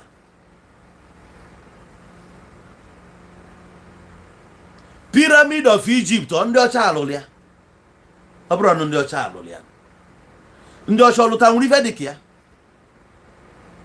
ma nke Pyramid of Giza the same pyramid dị here na Enugu State ebe ị na-akpọ Enugu State today jee ka ị mara many years old ọ dị ka ị mara mgbe civilization ji bata n'Igbo na ọ bụrụ today ihe na-afụzi bụ western civilization after Kavabia disrupt our own civilization ọ nke a ka ị ma nya ka iji wee achem ka ị prove onu nọ ndị be anyị na sponsor nọ ndị omenala na sponsor ije ko ya aka na dibia so sponsorship bụ na ejire je gwụrụ ọgwụ onye dibia gwọrọ ọgwụ abụrụzi ya sponsor gị mana ngị ijekwuru dibia si ya na ihe ọ ya gwụrụ ọgwụ ọgwụ gị kwụọ ụgwọ naba ka ezi ka o si bụrụ sponsor achọrọ m ịghọta ebe bụ sponsorship a ka omenala si ya sponsor ya iche ka ihe niile na-ezu ohi ebesi ha ncha baptizim efu na ha ncha na-eje ụka nke mere na obere oge n'afa nna ha ncha ma ndị ohi a na-abịachakwa ebe a na-afight m na wanyị ji ekwu okwu Christianity this and that achọrọ m ka nghọta mana o prove nwa you couldn't prove it. Okay, that in Enugu is no pyramid. Gịnị ka ọ bụ my brother? Ọ bụrụ pyramid, kedu ihe ọ bụ? Gwana m ihe ọ bụ. Deela anyị gwa anyị afịa. Because na o buru aka nke Egypt ka o ji na-abụrụzi pyramid. Akwa the same color na-ekwu na ọ bụ pyramid. I don't think na o nwere ihe ma gbasara ana Igbo anyway. And ịma how big ana Igbo dị. Ịma ihe bụ Igbo self by the way. Ọ bụ na ịmara ihe bụ Igbo. Oh no, pavement. Okay, I understand. Udo dị, sure. So ọ bụrụ ka o si wee dị anyway. Ịma na ọ bụ na mmadụ megidezi onwe mmadụ ya emerụ ahịanye ya that chance ka o prove onwe ya. Ọ bụzi na o prove onwe ya ọ were aka ya mee onwe ya onye isi ndị ala. Ọ na-afụgo ka o si wee dị n'abalị ya. So all those people ị na-afụ na-abịa eme ya leave Christianity alone, this and that. Ndị a niile amaghọ na is just like gịnwa ị dey spit on your father's grave. Because na ọ bụrụ na ị maalụ ọfụma ihe melụ na be anyị ị ga-adị very very ashamed ijiri ọnụ gị akwuo na ibe Christian. Maka chika nna agwa gị ị ga-adị so ashamed ịpụta sị yes I'm a Christian. Because ị kwesịrị ịghọta ihe bụ Christianity ka si wee form religion anyị kwesịrị ịbụ religious people. Why o ji dị mkpa na anyị ga-esi from our spirituality wee pụọ wee kweta na religion. Because na ha mụ ihe bụ spirituality. The only thing ha mụrụ ebe bụ omenala gịnị ebe omenala ka anyị bụrụgoro jee n'oyibo. Why don't you be mindful of your spirituality instead of being religious? Because no religion a bụ ihe mere gị iji wee bụrụ atụrụ ebu today. All religion mere gị iji wee bụrụzia somebody na amụrụ onye ọ bụ ibruzie donde nigga depends on a certain human being melonwia Lord. You can no longer access your maker direct. You will have relationship with elements in Melogiji well no ever today. I could remember back in those days. Epotana each compound. Ị ga-afụ ebe onye nwe ụnọ nya dibịa ụnọ dọlụ anyanwụ na eze enu ya dotu enya onye nwe mbọ ma ọkụ ị afụ dị agbanyere mmiri odebia na compound ya asị ya ndị na-efe anyanwụ na ha na-efe anyanwụ ndị hidden na ndị hidden maka cha akpọrọ ya hidden na ndị na-efe anyanwụ na ha na-efe anyanwụ wee jụọ gịnị bụ anyanwụ kedu ihe bụ anyanwụ oke na anyị bụ ndị na anyị na-efe anyanwụ mana nke nwazi na onwe gosi na efe anyanwụ isikwa na ụbọchị iji worship bụ Sunday sun bụkwa anyanwụ ahụ mbọsị anyanwụ Sunday ka iji worship iwe kunye wee see Jizọs isecha ya jekwa ti ya disk ya bụ anyanwụ n'isi ya iweta nne ebu Mary isekwa anyanwụ n'isi ya iweta Joseph isekwa anyanwụ n'isi ya ire eri oke ma ị na-eji eze atụkeri ụmụazị ire erikwa oke ma na eze ka iji atụkeri ụmụazị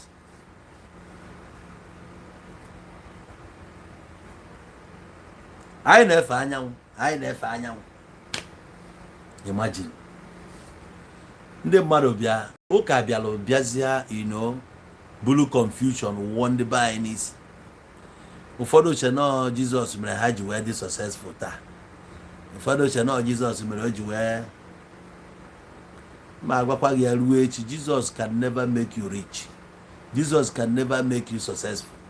That name is just a name, and that name adịghị exist na Jerusalem ma ọkwanụ na Israel. Ijegide aruo n'Israel fụ onye amụrụ taa mee ya baptizim kpọọ ya Jesus. Ọ dị possible. Ihe a bụ invention ndị Europe na Jesus. Aba afọ a si bata ka ma amarọ onye Nigeria eburu ya n'isi, especially onye Igbo na-ekwugheri fụzi onwe ya na ya bụ special person nọọsụ ya eje n'igwe, which means na ndị Yoruba niile anaghị na-eje bụ Muslim ọkụ mmụọ, Hausa niile ọkụ mmụọ, Mali niile ọkụ mmụọ, Niger niile ọkụ mmụọ, Senegal niile ọkụ mmụọ, Egypt niile ọkụ mmụọ, Morocco niile ọkụ mmụọ, Algeria ọkụ mmụọ, Dubai niile ọkụ mmụọ, Saudi Arabia ọkụ mmụọ, Japan ọkụ mmụọ, China ọkụ mmụọ, India ọkụ mmụọ, ihe niile a na-eje ọkụ mmụọ. Sịsọ gị bụ onye Igbo ma Jizọs ga-eje n'igwe. Ọ bụrụ na ị nwee sensị mmadụ na ya a na-akọgheri ka ihe iji wee rụcha ụlọ enughi eru na wee jee were thunder protector tii n'enu ya. Kedu ife iji wee welu thunder protector tii n'enu ụlọ ịrụrụ arụ?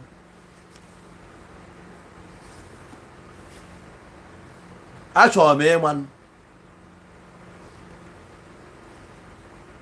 nna gị dọrọ anyanwụ na eze enu dọba ya n'ọkụ, dọba ebe a. Ọ bụrụ na nna gị azapụ ya na-ekwugheri ya na ndị agwe, mana ijiri arụcha ụlọ taa jee were ihe na-eti ya n'elu. Ka ihe a na-arụ gịnị ka ọ bụ?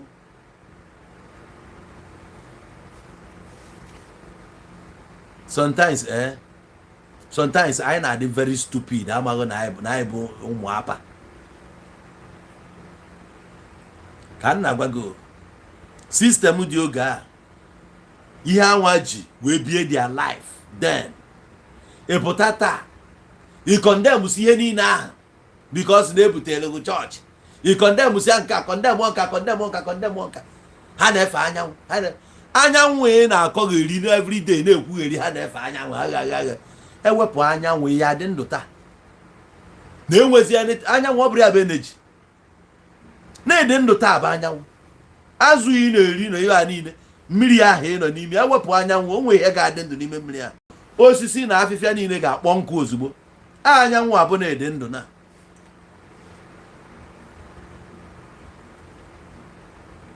ka ọ nidra we onye a bụ the source iji na-eku ume taa energy na-ekwu na anyanwụ a so ọ bụrụ na anyanwụ adịrọ na ya adị ndụ taa na-ekusi ume ike ya na-eku ume na so ọ bụzie na nkwupụrụ anyanwụ ọ bụrụ problem mana ngị nwa ya efe Jizọs ọ bụ problem mana nkwu okwu anyanwụ abụrụ m onye hidem ha hapụ ndị a mkpọ umugu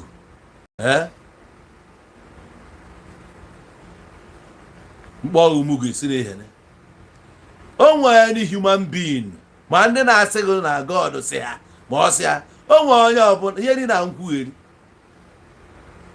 onye that God a na-ekwu okwu ya nke mụnwa bụ n'owu Igbo kwetara na ya o nwere ndị human being fụrụ ya anya and God ahụ nwee ebe ọbụla ị na-eje izutie God ahụ ị na-ene anya bụ ngị nwa ọ nọghị n'ime dị mmụọ nọghị n'ime ọ na-agwa gị okwu every second ọ nọ with you everywhere ị na-aga ma ebe ị dị n'ala ma ebe ị na-apịa ọkwa ebe ị na-ala ọtụ ọnọdụ a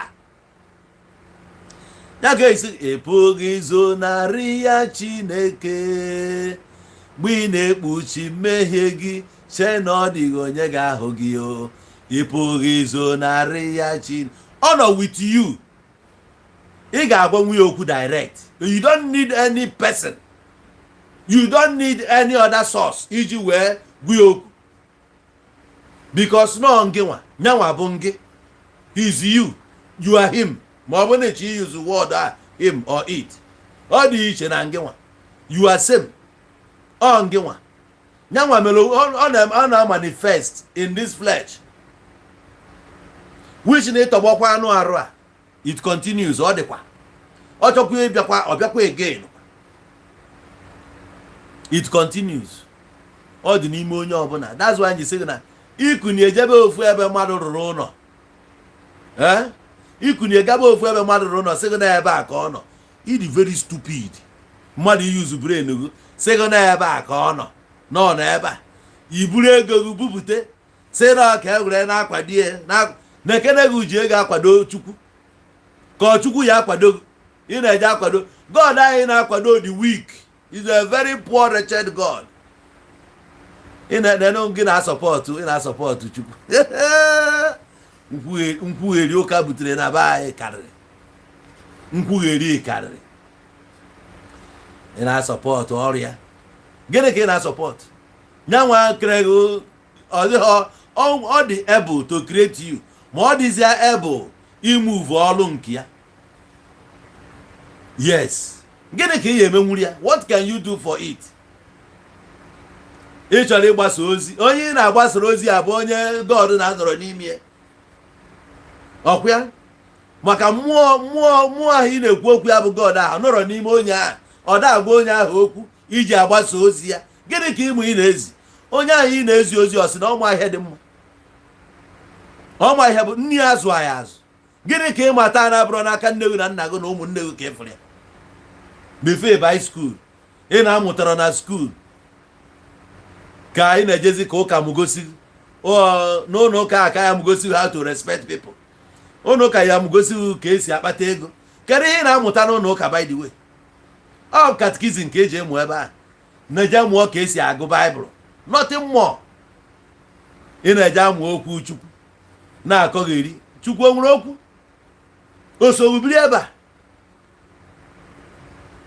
mụ na gị maara na anyị mee biznes na anyị kwesịrị ịtụkọ ya ọfụma mụ na gị mekọ ihe anyị nidiri end ya well anyị bụrụ oyi na anyị na-ayiri onwe anyị oyi asọ oyi nwoke na oyi nwaanyị anyị nwe mgbe ọ ya afụba anyị ụfụ anyị nidiri ịkpọ onwe anyị meeting nna anyị nidi some break anyị enye onwe anyị break ife abive anyị nidi eduketi ndị nọ n'ụlọ iweta ya kịta efu na oyi nwoke na oyi nwaanyị na anyị na-akụkpọ mmadụ anya na-eso okwu oruo mgbe ahụ tension bịa dị high ha na-abụ onye asị I need a break ọhịa anyị na-amụtasị n'obodo oyibo I need a break ọ sịghị oke unu separate go for that moment take like 1 month or 2 months 3 months to evaluate everything unu gabiga malụ ma unu ga-eme isi onwe unu malụ ma unu ga-etachita back together if you can't come back together then you move on anyị na-anụ ọgụ we need to ife dị anya ya na-echeki ọfụma na amụrụ nke ọfụ nke na-adụrọ mma ya rapịa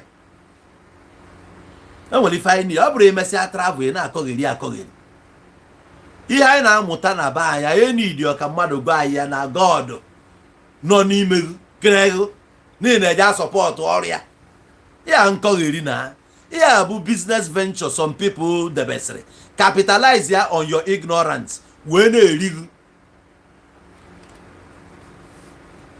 iji eje bute skuulu gị skuulu ahụ ị na-akpọ ndị missionary bute is same thing as this military occupations efo n'Africa na America bịa na-etisi their military bases n'Africa instead of ịbịa tinye factories ha ya etinyesi their factories ebe a all their military base ka ha na-ebutesi ebe a kedu sense o meke why America ga-eji ebute their military base n'Africa if you go n'ofe abụ that imperialist a na-agwa olugo oge anyị ga-enwe sense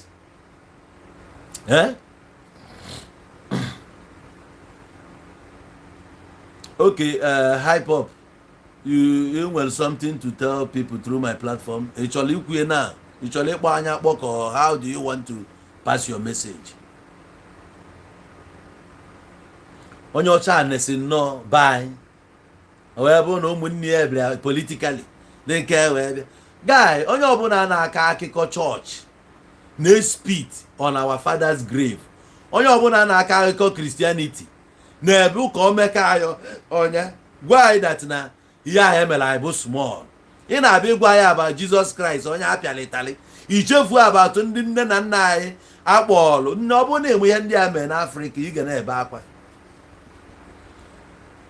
ọ bụrụ na ije na South Africa for example ịgba ndị South Africa nso ka fa kọọlụ gị ife family experience n'aka ndị ọcha colonize ife a na-akpọ apartheid regime ọ bụ na fa kọọlụ gị ife fa agabiga ị ga-aghọta ya ọfụma how many ndị South Africa ka ị na-anụ na-aza afa ndị ọcha ị na-anụ ka ndị South Africa ji na-azasị afa ndị ọcha ị na-anụ ya ọ gị ka ha gụọ akwụkwọ gị ka ha mara ihe ndị ọcha chịrị ya 400 years chia ngị nwa 70 years so ha nwa bụ ndị nwere more knowledge of ndị ọcha than you jee ka ịnụ afa ha na-azasị ị na-anụ afa ha chelu mgbe anyị agba World Cup ma anything na-esi afa ha a na-ebupụta afa jee nene South Africa 2010 World Cup efu afa ha na ọ bụ aka m gwaba gị ya nwaanyị na ha na-aza afa English ịbụ na ndị ọcha ji aka ha na-afọsụ ha dị English name ije na ID ha ị ga-afụ English name mana ha na-adazi ya they know they answer that name je na South Africa ebe a na-agba no na 1990 ka endri ya na South Africa nke mere ọfụ a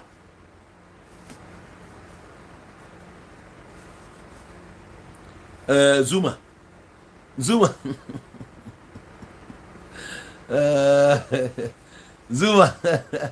o nwere turned against him mana o nwere ground ebe a ya go ground na be ha ọ bụ ebe anyị ka ọ ga-eji bido nya jee n'Israel onwe onye amụrụ na n'Israel ha jee mee ya baptizim in the name of Jesus.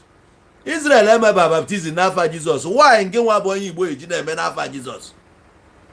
Onwenugo onye ihere Macfish yi na-ekwu bụ n'onye ọcha. Macfish anyị na-ekwu bụ onye ọcha. Ọ bụ onye ojii. Macfish ọ bụ onye ojii. Ọ bụ onye ojii. Shabalala. Ịma Shabalala.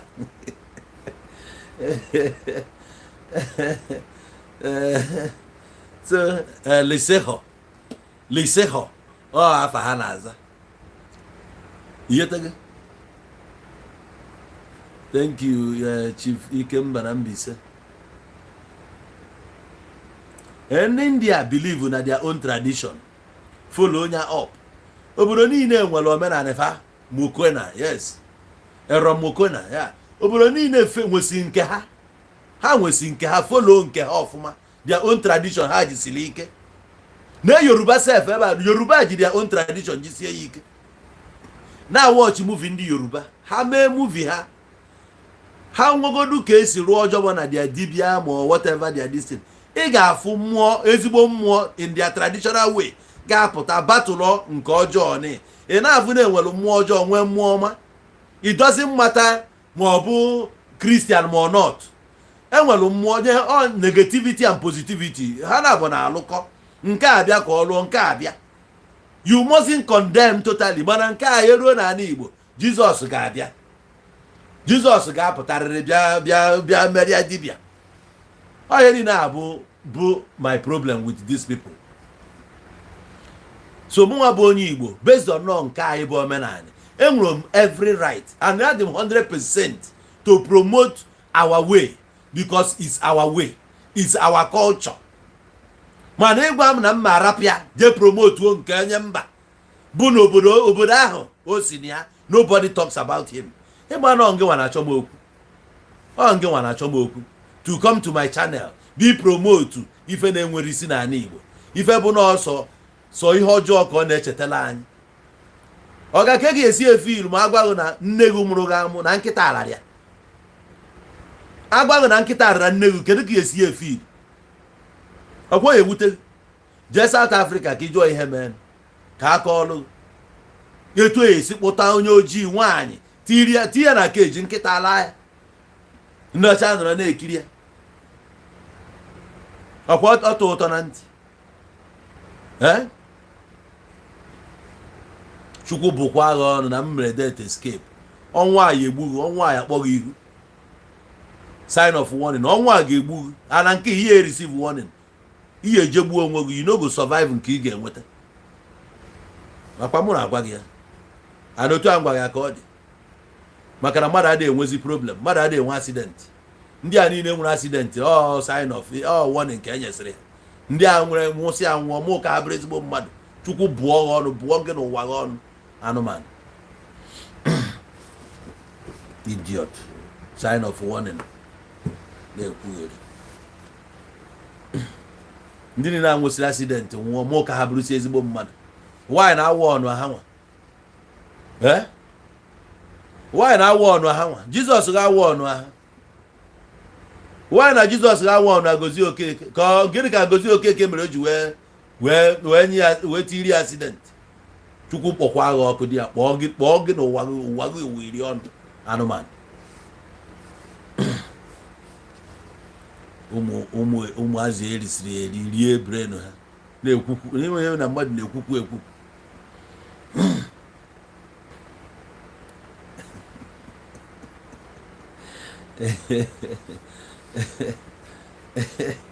n'ala akali.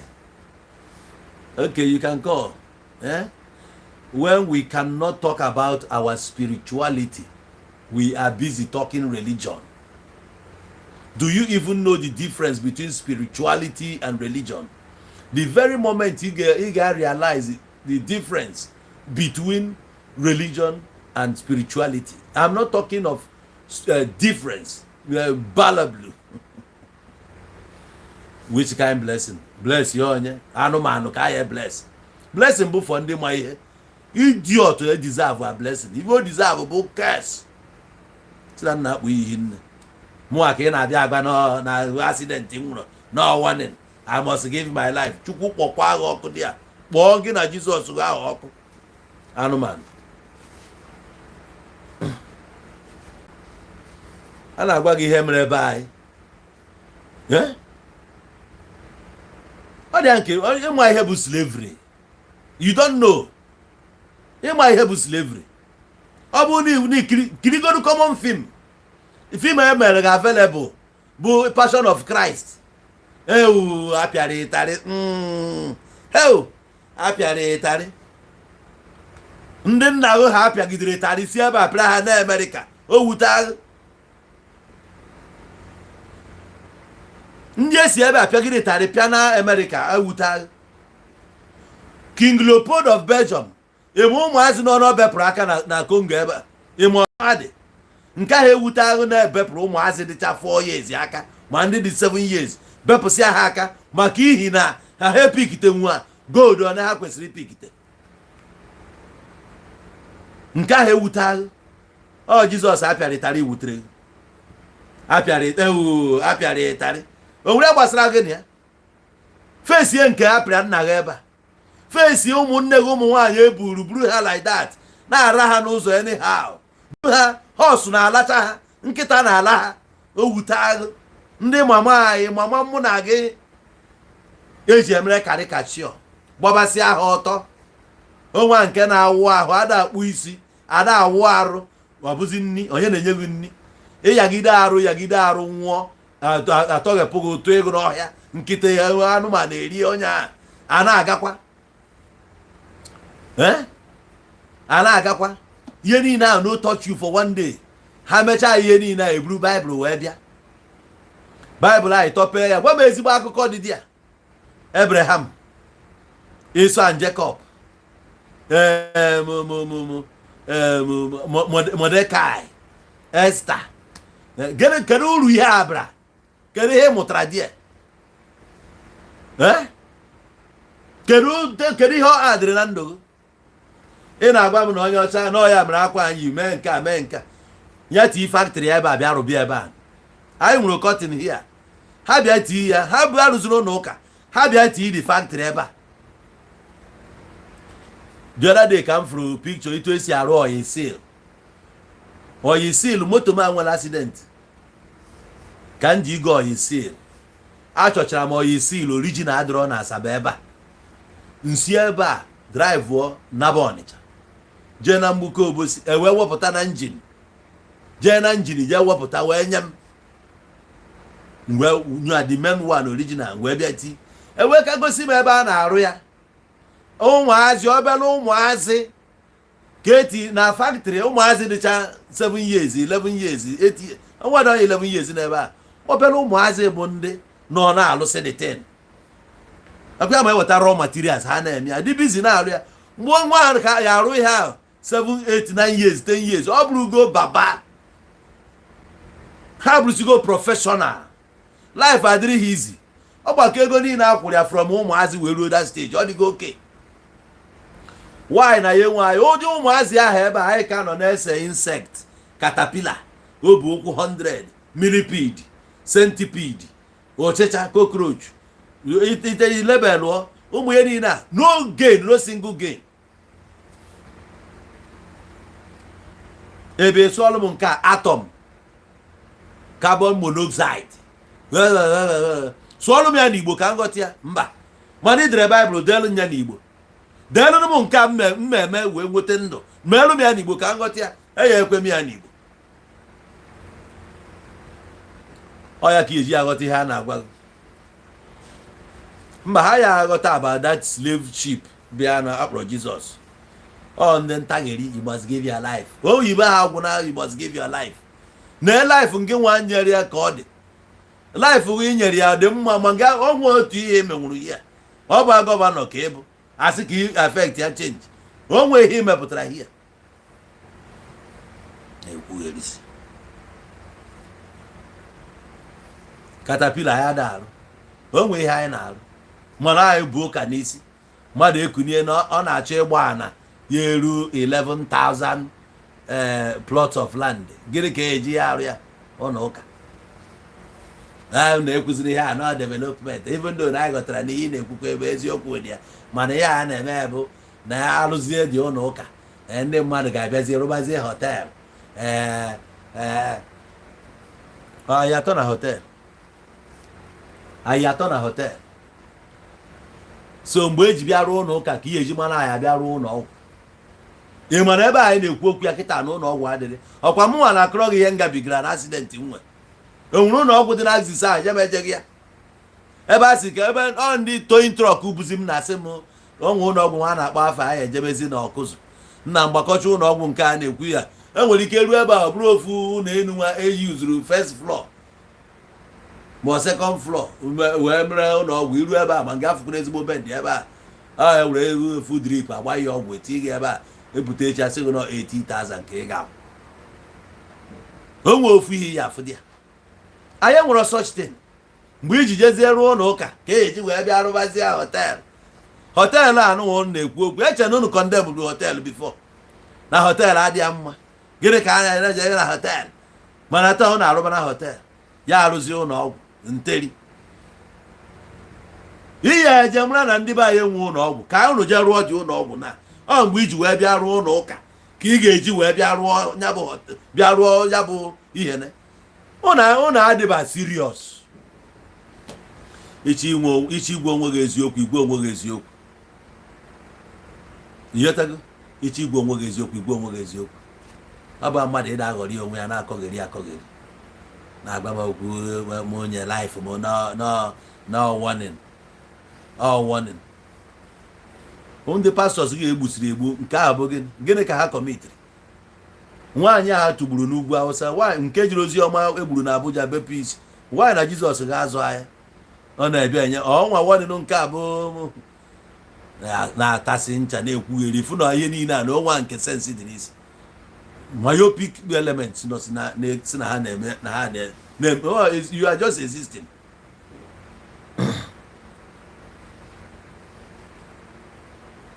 whether ma ọ bụ English ma ọ bụ modern English ma ọ bụ old English ihe niile a rubbish.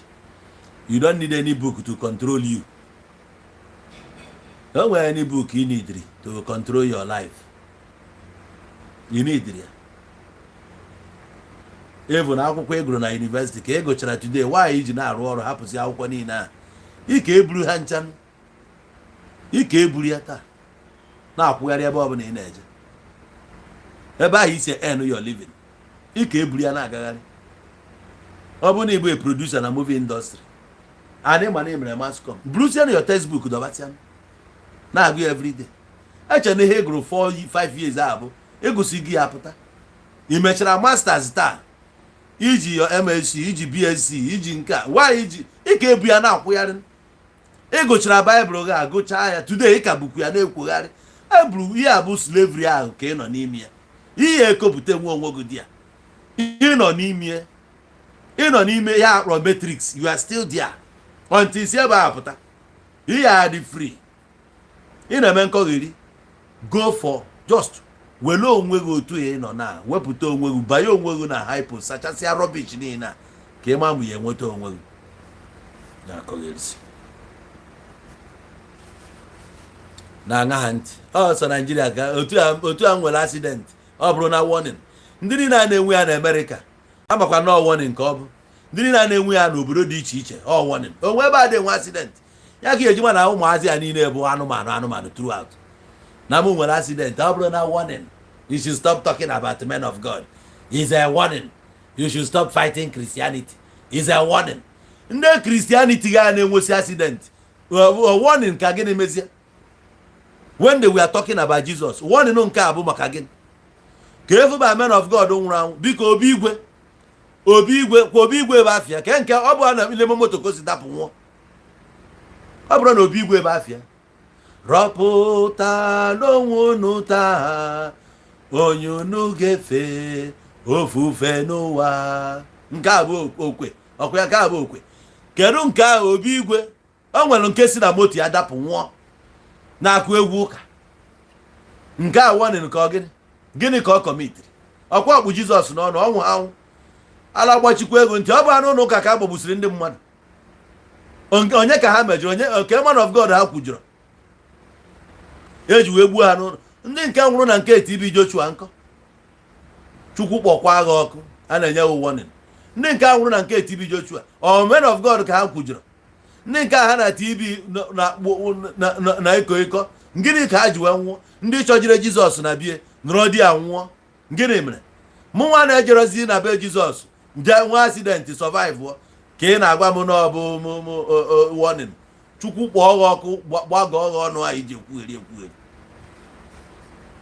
ndị ala accident ọwa niile enwela m nke ma ọ bụrụ warning ụmụ idiot ụmụ bingo bụ usumi agha ọnụ dị ya n'ala mana ọ bụ na mụ na ha agbabe abụ na ya eburuba ya ahụ adịghị eru ha ana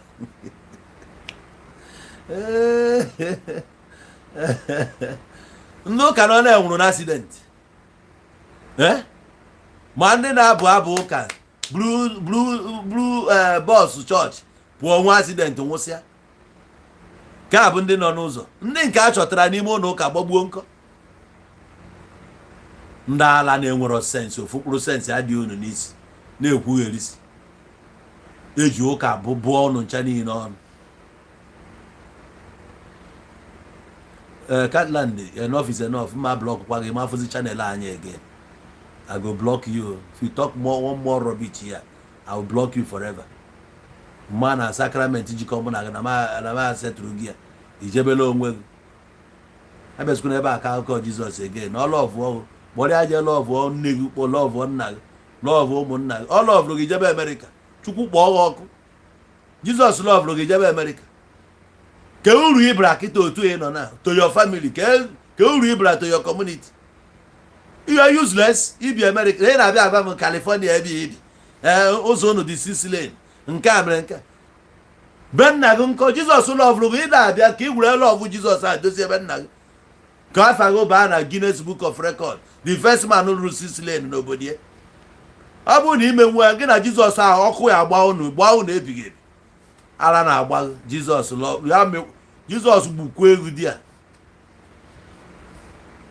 Love Jesus gbapụ be nna gị. Love Jesus ndị ọnụngọ men na-achụgharị. Jesus ese protect wa n'aka ọnụngọ. Ebra na America. Ị na-abịa egwu anyị ibi na 15 years na America. Abụ so 15 years.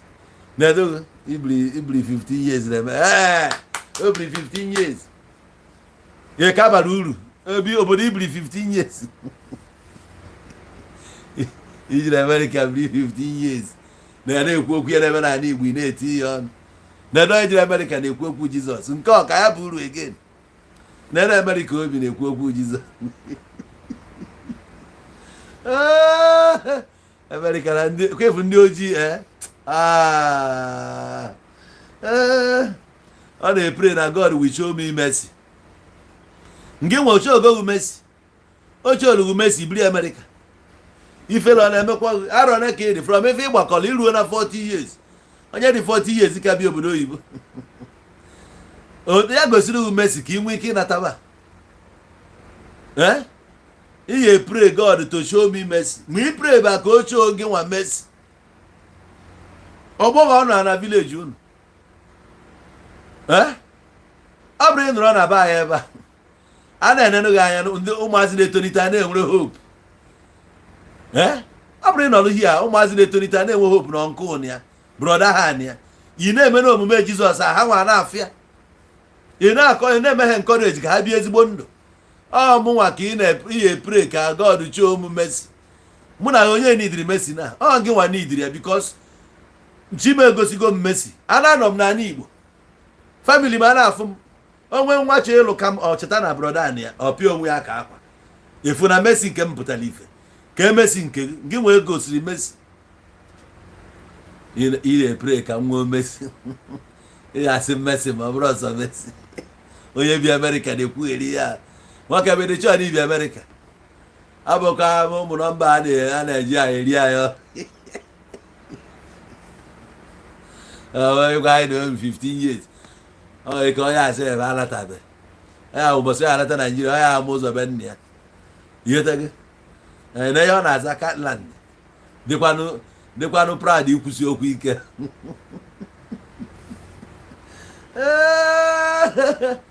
Ọ dị ka proud ịbịa ebe a kwụsị okwu ike maka na ọma Jizọs ya ka o eji ekpere m ekpere ka o nwee mercy n'ebe nnọ. Ọ nke nwa onye nidiri mercy. Ị nidiri that mercy. Ka mercy of God bunata gị be nna gị. Ka ị nata nwa be nna gị. Yes. Ị ma na ọ bụ na nwụrụ na accident ya. Ọ ya adịrị ndị be anyị difficult maka anyị afụ ozu mbuti ya na ọ dị nso. Ịnwụọ na America anyị makwa ego na-eji ebunata gị ya.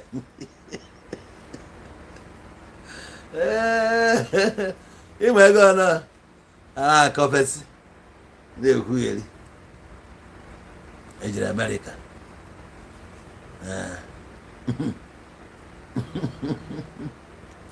Ọwakwa na ebe adịrọ. Onye ka hunger na-eche oche gị. Ịmakwa ihe mbụ ebe a Fendi. Onye bụ Fendi ka ị sị na hunger na-eche oche gị. Ị na-afụkwa Fendi. Ị chere ọmai ka m buru ya. Fendi ka m bụ ya ebe ka ị fụrụ Hunger nwanne m sutu anyị ma ego na-eri ya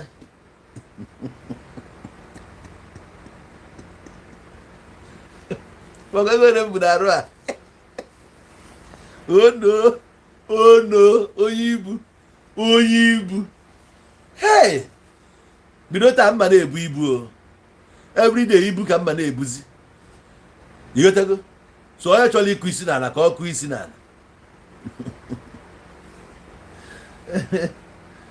ngwa na kwesịrị ịchọrọ ịkpọ ngwa kpọọ anyị ga-enye gị at least 10 minutes ngwa hype up ngwa kpọọ anyị ngwa kpọọ 08167787008 kpọọ anyị sharp anyị achọghị ishot down hey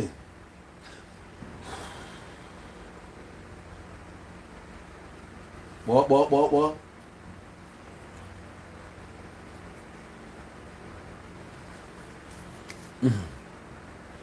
ma ọ na-ekwu okwu mercy of God zuru ya ahụ mana ọ attract nwa ndị America to his village ka ekwe n'isi Messi nke ahụ ị na-ayọ Messi n'isi mmụọ mana ịyọba Messi na village ihe niile bụ I pray for this pray for that ọ ihe eji mara Christianity ọ ndị nzuzugharị na-enwere ike ịstand mee ọnyara ka mmadụ decide ya what to do kpaa agwa were sense ya decide ihe niile my Bible says according to the book my pastor says man of God ha ncha niile bụ man of Satan so onye nke a bụ man of God ha nche onwa nke nwe direction ọ mgbe book ha ji wee jee na book ha wee jee mara ihe book of nke akwụkwọ a bụ na oyi buru everyday o bu everyday na-akwụgharị ọ nwe ihe dịka na ya gụọ n'akwụkwọ a so na ihe niile dị n'akwụkwọ a na ya amazi ya ka ya mebezie omume a nwaanyị o ji wee bụrụ na akwụkwọ ya direct gị n'ụwa ga ma Chukwu kere gị eke kechara gị nye gị conscience and conscience a bụ ya nwa na-agụ ya na-akpa mgbe ọbụla iji ikwu okwu wee kwuo okwu na-adọrọ mma ihe ịmakwu na ihe ikwuru adọrọ mma ihe ị na-ediziri mgbe a asị onye mmụọ Chineke nọ n'ime ichoo remorse nwanne mgbe a na iwe ka njikwu ya bido ewe n'iwe nke ahụ end ya mana iyi ekwucha anya mara na ihe kwuru adọrọ mma ikwechiri ị na-arụzi na-anazi obi ya na-apịa gị ịtarị dị ụtọ n'ikwuo n'okwu a debe ahụ ịpụtazie echi onye ahụ ekwuru okwu iru ị na-asaghachizi na-eme ka ị mara ma ọ na-ewesara gị iwe nka etu a ka enemiti si ebido ikirikwu echi je butere m na Baịbụl sị nka ọ nke a Baịbụl kwuru ka mkpa ka nke mmụọ ọgụ na-agwa gị nke ka mkpa na kedu nke ka mkpa mmụọ ọgụ nọ dị ya which means na God nọ here na-agwa gị okwu mana nke e butere bụ ka ije jekọba akụkọ Jizọs onye nwụrụ n'ihi ma ọ ma be nna gị onwe ihe o kwugidere kpọta afa gị na ya dị related akwụkwọ ahụ ibu onwe ahịa dị related to your life osisi a kpọsịrị afa ebe onwa nke dị be nna gị mmiri niile ahụ akpọrọ afa ebe onwa nke dị na be nna gị ihe niile dị ebe ahụ onwa nke dị related to you mana ihe niile furu na be nna gị na-asa avụ ndị nna nna gị ha bifo amụta nne gị mụọ nna gị ihe niile ahụ ka ịpụta taa demonize ya mmiri bụ na abụghị ezigbo mmiri mana ọ ya ka nne gị na nna gị ngụgidere bifo amụọ gị ụlọ ibini ya mmiri ahụ ka eji wee rụ ya aja si na ana ahụ ka eji wee rụ ya ụlọ ibini ya taa ihe niile ejiri ụlọ ahụ bụ ihe si na be nna gị ana ibi n'ụlọ ahụ ahụ eruo gị ana mana ị na-akọjọkwa na be nna gị na-akọjọ mmiri ị ṅụrụ aṅụ ụmụ efurefu onweghị ha na-eme insinuate anyị adịghị eme insinuation anyị na-agba gị fact ebe a we are not insinuating we are saying fact anyị Igbo ebe anyị si onwe a na ọbụla na-eme exist n'ụwa aka ya dị nsọ a na ebe anyị ebe a dị nsọ ma ọ bụ na enwere ihe ọ na-akpọ nsọ too nwa ya ọ na-akpọ nsọ ma be anyị mana ya abụọ nsọ mana anọ ọbụla dị productive dị fertile onye abụ a valuable place ọ na-ana Igbo ka ọ dị nya ka anyị ji wee biri ebe a bisapụrụ ahụ nọrọ ọfụma ịghọtago ma hapụ onye a dee datin afọ ome ọ nne na ka ọ gwara okwu a ịmara silence bụ the best answer for a fool yotago ọ che na m nwee sense mana ọ bịara nọrọ na my page onye na-enwero sense ka ije na page ya na-ege ihe ọ na-ekwu amaghịzi m onye nwere sense onye jere ebe mmadụ na-awụ arụ chili akwa ya gbapụ ọsọ ya nwere agba akwa ọtọ chụbịa fancha bụ ndị ala so onye ije na page onye nzuzu na-eme kọmentị ebe a anyị ncha niile nwe onye nwee sense so ife ọ na mgbe ị chere m enwe sense ka ị makwa na gị nwee nwere sense ife dị dị a ndị nkwugheri ọchọ akwa kpọgolo gị nọmba na anyị atọkpọba nọmba ọ bụ na eze ahụ ọlụ ka ị na-akpọ ịgbachite nkịtị nọmba mkpọrọ 2 times a sị gị 08167787008 o nwere ife fịara arụ na nọmba egbe ya bụ 0816 ọ fịara arụ 7787008 kedu ibe ọzọ ọ dị ka ịchọbe ịkpọ kọl achọghị m ịchọ ọtụ dan ọ bụ na ịdị serious ịkpọ a na-agwa gị nọmba ị na-apịrị ya etu a ka opportunity si abịa ụfọdụ azụrụ ọkwa anụrụ di ya na-eche mgbe opportunity abịa gafere ọdụrụ na-eche ya akpọrọ gị nọmba 2 times epi nwa nọmba 0816 epịta nwa ya 778 epi nwa 7008 epịta nwa mana akpọrọ nọmba ofu onye akpọ ozugbo onye dị serious gị wee na-eche ka mbịa delụ gị edelụ mbịazie ntaịpụọ ya pinye befe wee mara ya asịrọ gị 081 asị 0816 ọ ife nkwu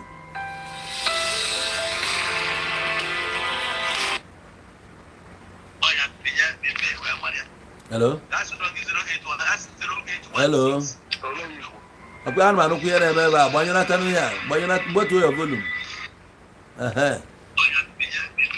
ha gbatuo volum gị welitezi onu ka ndị mmadụ na-anụ ife ị na-ekwu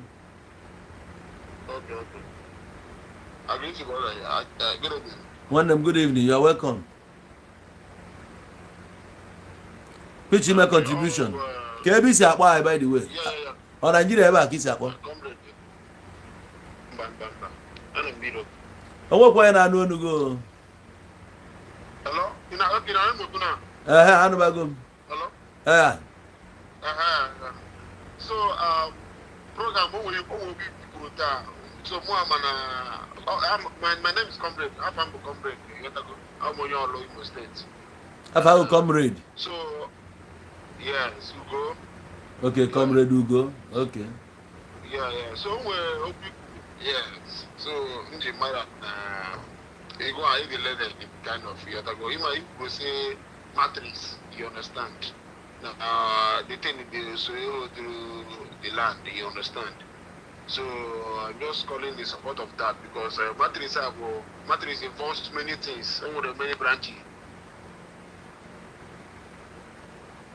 Go on, I know. Wow, network. A program guru, yetago. Yeah. Program which are those things, both my politics, my you understand, which is what the all the jack of is like I think I a part of the game. Well, then after the what no so behind the stage. Yeah. Yeah. So yes, I just want to kind of you believe in God, and I know you believe in God. You understand, and the God is real. You have to go. Mana ke some part of Christianity there.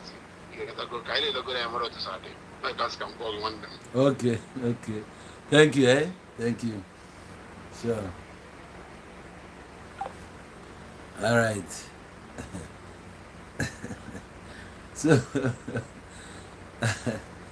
so no contribution, yeah. Abon I'm single, I may believe in God. The man I may believe in myself. I still maintain. Whenever any God didn't exist outside me. Any God didn't exist outside me, bro, okay, well, from South Africa. Hello.